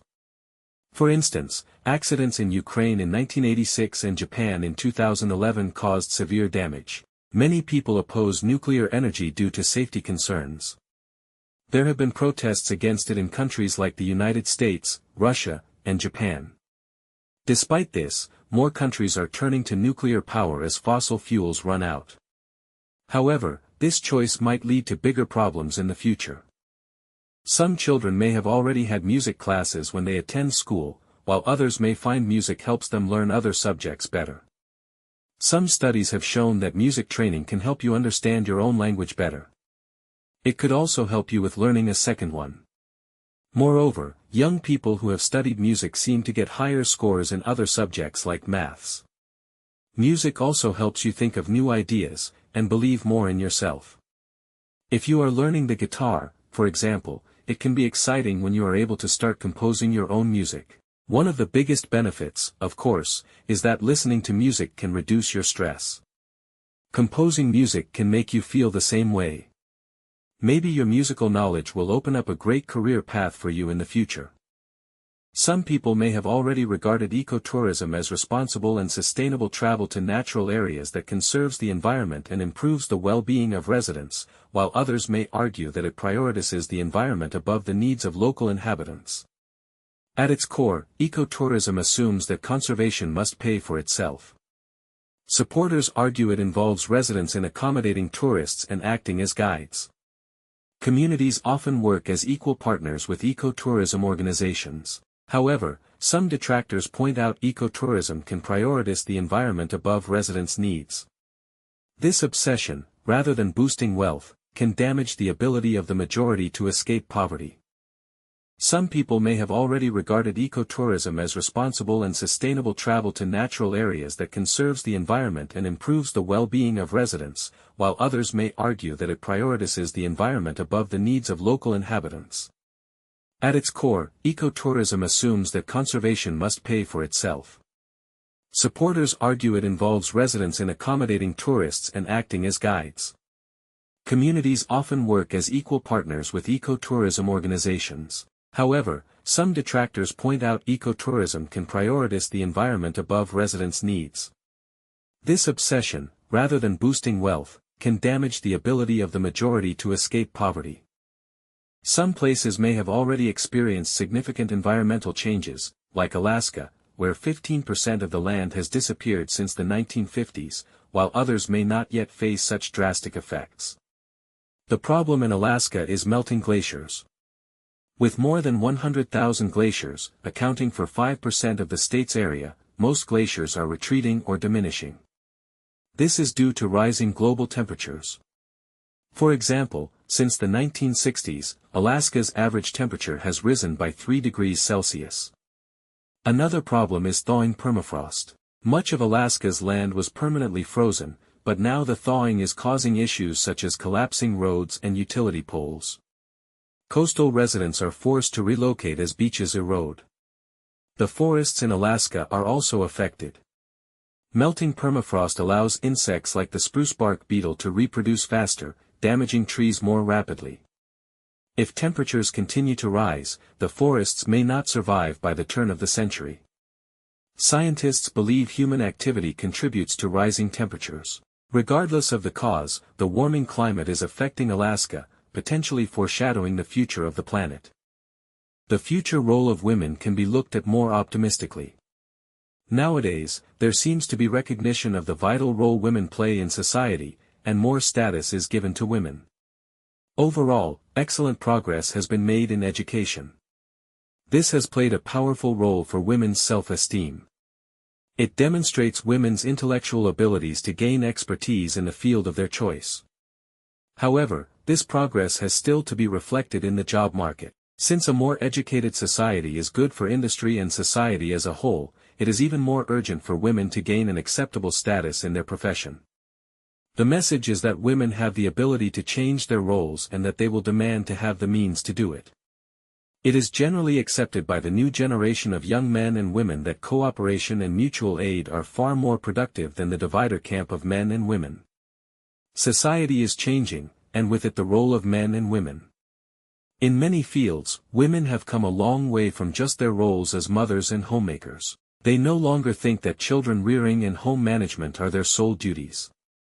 The word grandparents is descriptive of the unique dual parenting role that this generation assumes.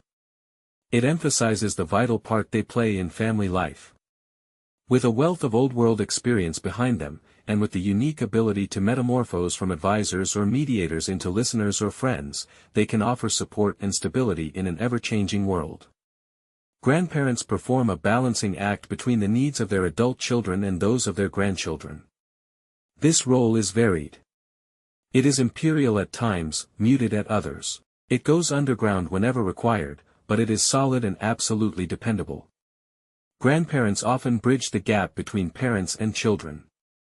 Rebellious, independent children who are trying to find their feet are almost always at loggerheads with their parents. The role of grandparents can be very important provided that they act as impartial judges and are able to convey this feeling to both parties. One important thing, which seems to be missing in the lives of children today, is a sense of family, values, beliefs, and principles. This is where the grandparents step in. However, instilling beliefs and values is not as easy as it was 50 or 60 years ago. The word grandparents is descriptive of the unique dual parenting role that this generation assumes. It emphasizes the vital part they play in family life. With a wealth of old-world experience behind them, and with the unique ability to metamorphose from advisors or mediators into listeners or friends, they can offer support and stability in an ever-changing world. Grandparents perform a balancing act between the needs of their adult children and those of their grandchildren. This role is varied. It is imperial at times, muted at others. It goes underground whenever required, but it is solid and absolutely dependable. Grandparents often bridge the gap between parents and children. Rebellious, independent children who are trying to find their feet are almost always at loggerheads with their parents. The role of grandparents can be very important provided that they act as impartial judges and are able to convey this feeling to both parties. One important thing, which seems to be missing in the lives of children today, is a sense of family, values, beliefs, and principles. This is where the grandparents step in. However, instilling beliefs and values is not as easy as it was 50 or 60 years ago. The change in the global surface temperature between 1850 and the end of the 21st century is likely to exceed 1.5 degrees Celsius, most simulations suggest. The WMO says that if the current warming trend continues, temperatures could rise 3 to 5 degrees Celsius by the end of this century. Temperature rises of 2 degrees Celsius have long been regarded as the gateway to dangerous warming. More recently, scientists and policymakers have argued that limiting temperature rises to 1.5 degrees Celsius is safer. An Intergovernmental Panel on Climate Change, IPCC, report in 2018 suggested that keeping to the 1.5 degrees Celsius target would require rapid, far-reaching and unprecedented changes in all aspects of society. The UN is leading a political effort to stabilize greenhouse gas emissions. For as long as we continue to emit greenhouse gases, temperatures will continue to rise. China emits more CO2 than any other country. It is followed by the US and the European Union member states, although emissions per person are much greater there. But even if we now cut greenhouse gas emissions dramatically, scientists say the effects will continue. Large bodies of water and ice can take hundreds of years to respond to changes in temperature. And it takes CO2 decades to be removed from the atmosphere. As more CO2 is released into the atmosphere, uptake of the gas by the oceans increases, causing the water to become more acidic. This could pose major problems for coral reefs. Global warming will cause further changes that are likely to create further heating. This includes the release of large quantities of methane as permafrost, frozen soil found mainly at high latitudes, melts. Responding to climate change will be one of the biggest challenges we face this century. As the world warms, more water evaporates, leading to more moisture in the air.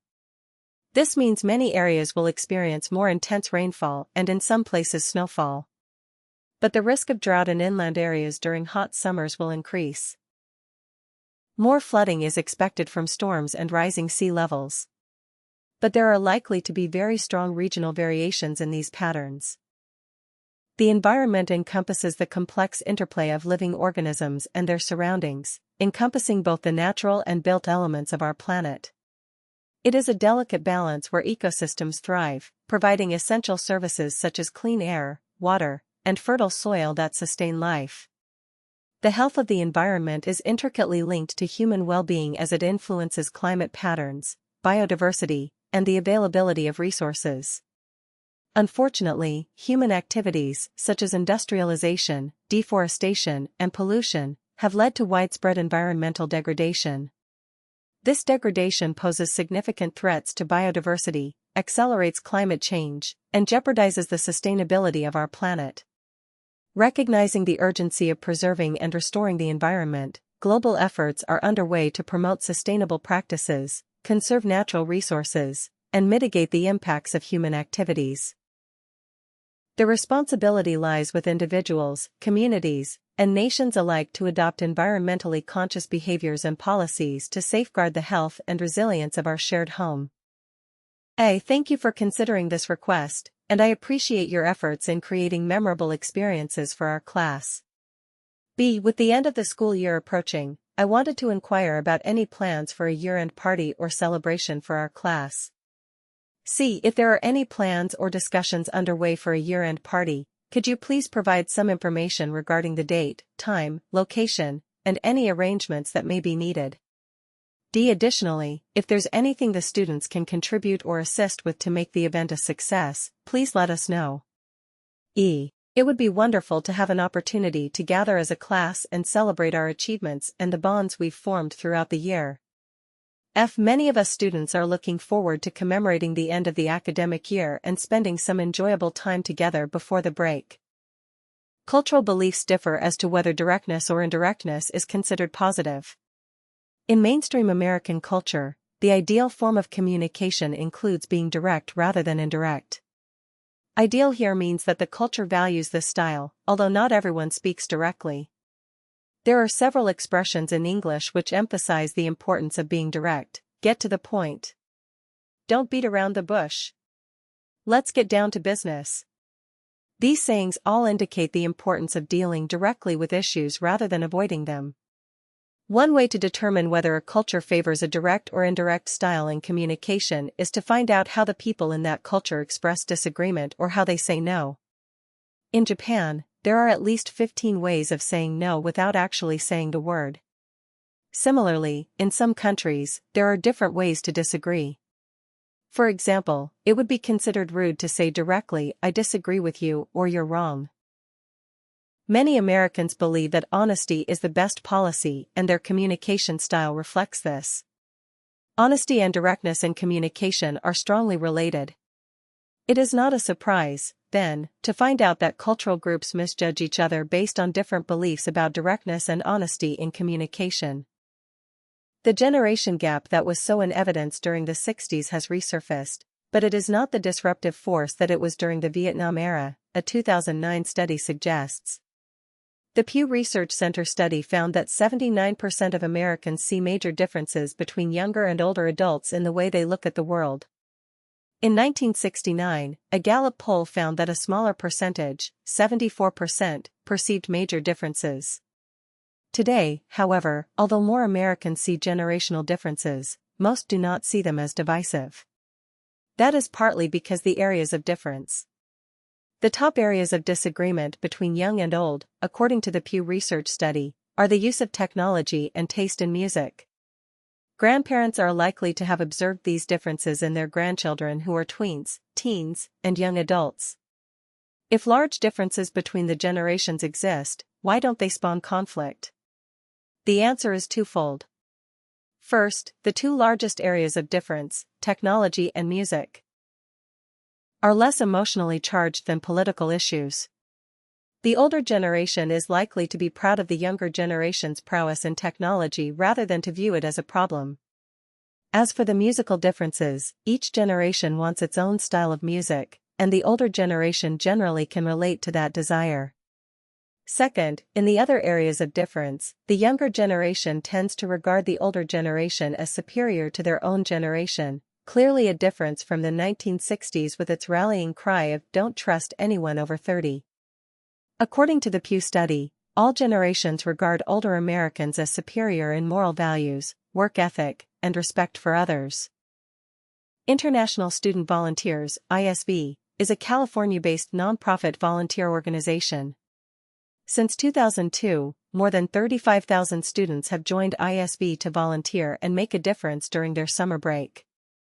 One of ISV's programs, High School Program, HSP, combining volunteer work and adventure travel, is an 18-day program for high school students aged 15 to 18. Since its first launch in 2007 in Australia, HSP has provided opportunities for students to make a difference to communities and those in need while they are learning about responsibility and global issues. Each group of students is led by a seasoned ISV leader and accompanied by a high school leader, either teacher or coach throughout their trip. HSP's regional staff are available to provide timely help. Students can live, travel, and learn in a fun environment. There are a lot of activities that build good characters and inspire students to contribute their efforts. For a couple of days, students can visit local areas and learn about their cultures or difficulties faced by local people. For the other days, they can join adventure activities to step out of their comfort zone and challenge themselves. High school students can choose among 3 countries, Costa Rica, Dominican Republic, or Thailand, to spend their trip. HSP intends to expand their network to other countries. If you're a high school student, give it a shot. We need to attend to the tree loss because of the following benefits of trees. Firstly, trees provide shade for homes, office buildings, parks, and roadways, cooling surface temperatures. They also take in and evaporate water, which cools the air around them. Secondly, trees absorb carbon and remove pollutants from the atmosphere. Trees also reduce energy costs by $4 billion a year, according to NOAA's study. The shading of those trees on buildings reduces your air conditioning costs. Take those trees away, now your buildings are heating up, you're running your air conditioning more, and you're burning more fuel from the power plants, so the pollution and emissions go up.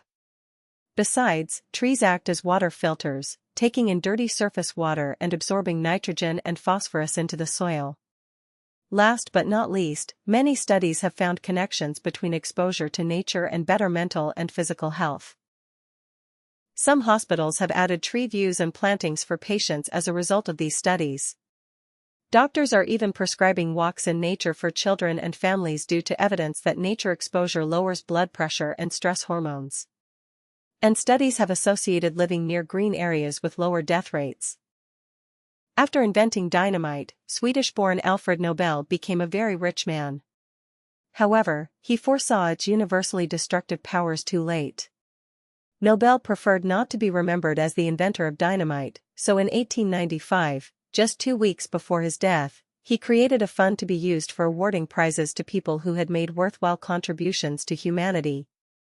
Originally, there were 5 awards: literature, physics, chemistry, medicine, and peace. Economics was added in 1968, just 67 years after the first awards ceremony.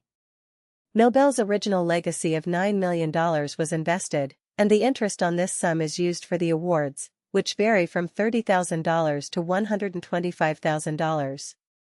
Every year, on December 10, the anniversary of Nobel's death, the awards, gold medal, illuminated diploma, and money, are presented to the winners. Sometimes, politics plays an important role in the judges' decisions. Americans have won numerous science awards, but relatively few literature prizes.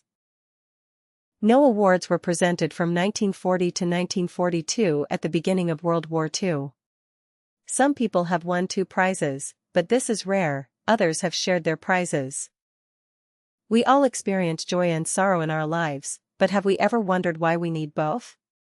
Some people might think that joy is the only thing worth pursuing, and that sorrow is something to avoid at all costs. However, this is a short-sighted view. The quote, "We could never learn to be brave and patient if there were only joy in the world," is attributed to Helen Keller, a remarkable woman who overcame blindness and deafness to become a renowned author, activist, and lecturer. She knew firsthand the challenges and hardships that life can bring, but she also appreciated the beauty and meaning that can be found in overcoming them. She believed that joy and sorrow are inseparable, and that they both enrich our lives in different ways. Joy is the natural response to the good things that happen to us, such as love, friendship, success, achievement, pleasure, and satisfaction. Joy gives us a sense of happiness, gratitude, fulfillment, and optimism. It motivates us to pursue our goals and dreams, and to share our gifts and talents with others. Joy is essential for our well-being and happiness. However, joy alone is not enough to make us complete. Joy can blind us to the realities and needs of others, and to the opportunities for improvement and change. We are not perfect. On the other hand, sorrow challenges us to face our problems and difficulties, and to cope with our emotions and feelings. Sorrow is there to make us more resilient. That said, sorrow alone is not enough to make us grow. Sorrow can paralyze us from taking action and moving forward, making us lose sight of our strengths and potentials. Therefore, we need both joy and sorrow in our lives. Joy and sorrow balance each other out, and make us more human. Being lost at sea is one of the most terrifying experiences a person can face. Imagine being surrounded by nothing but water, with no land in sight, no help on the way, and no idea how long you will survive.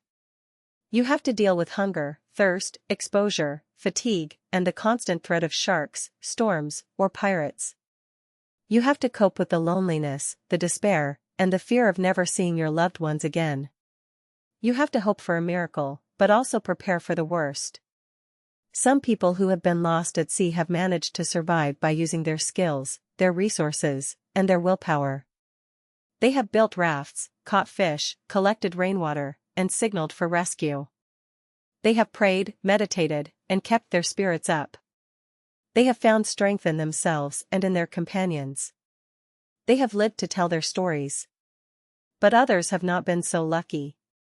They have succumbed to dehydration, hypothermia, infection, or injury.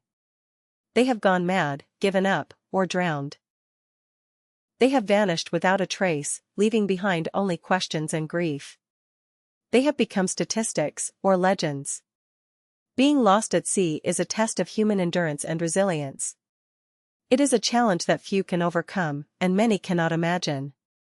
It is a nightmare that no one wants to face.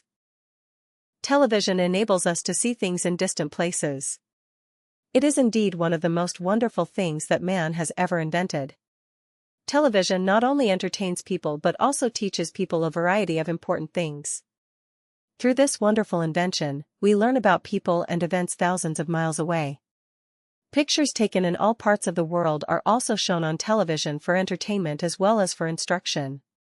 Short films based on popular stories, which entertain millions of people all over the world, are often shown. In some countries, television is used to teach pupils and students many useful lessons.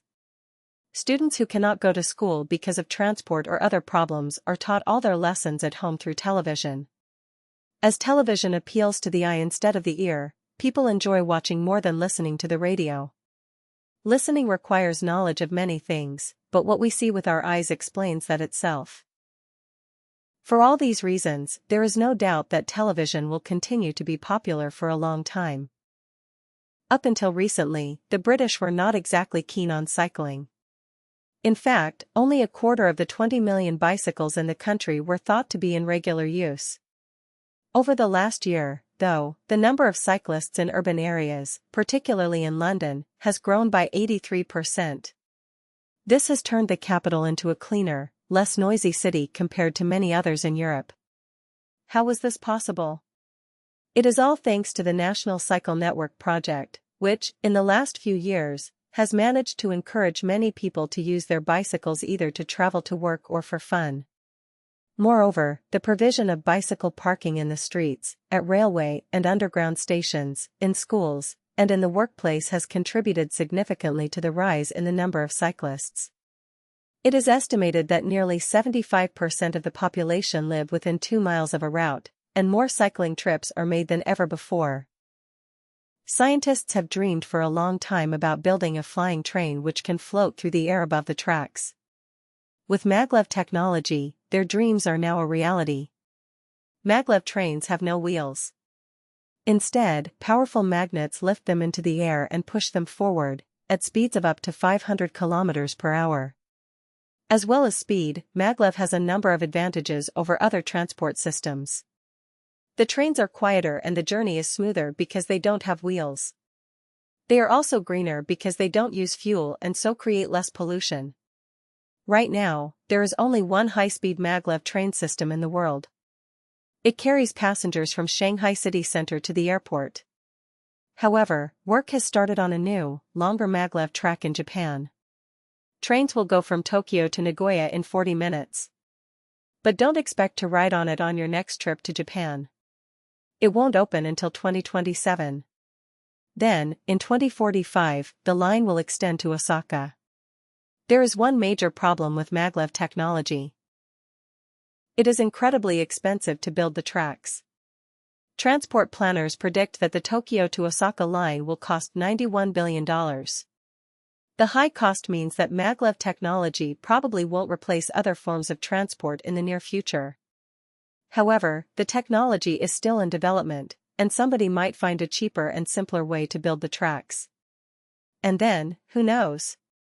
In the future, some of us might fly to work by train.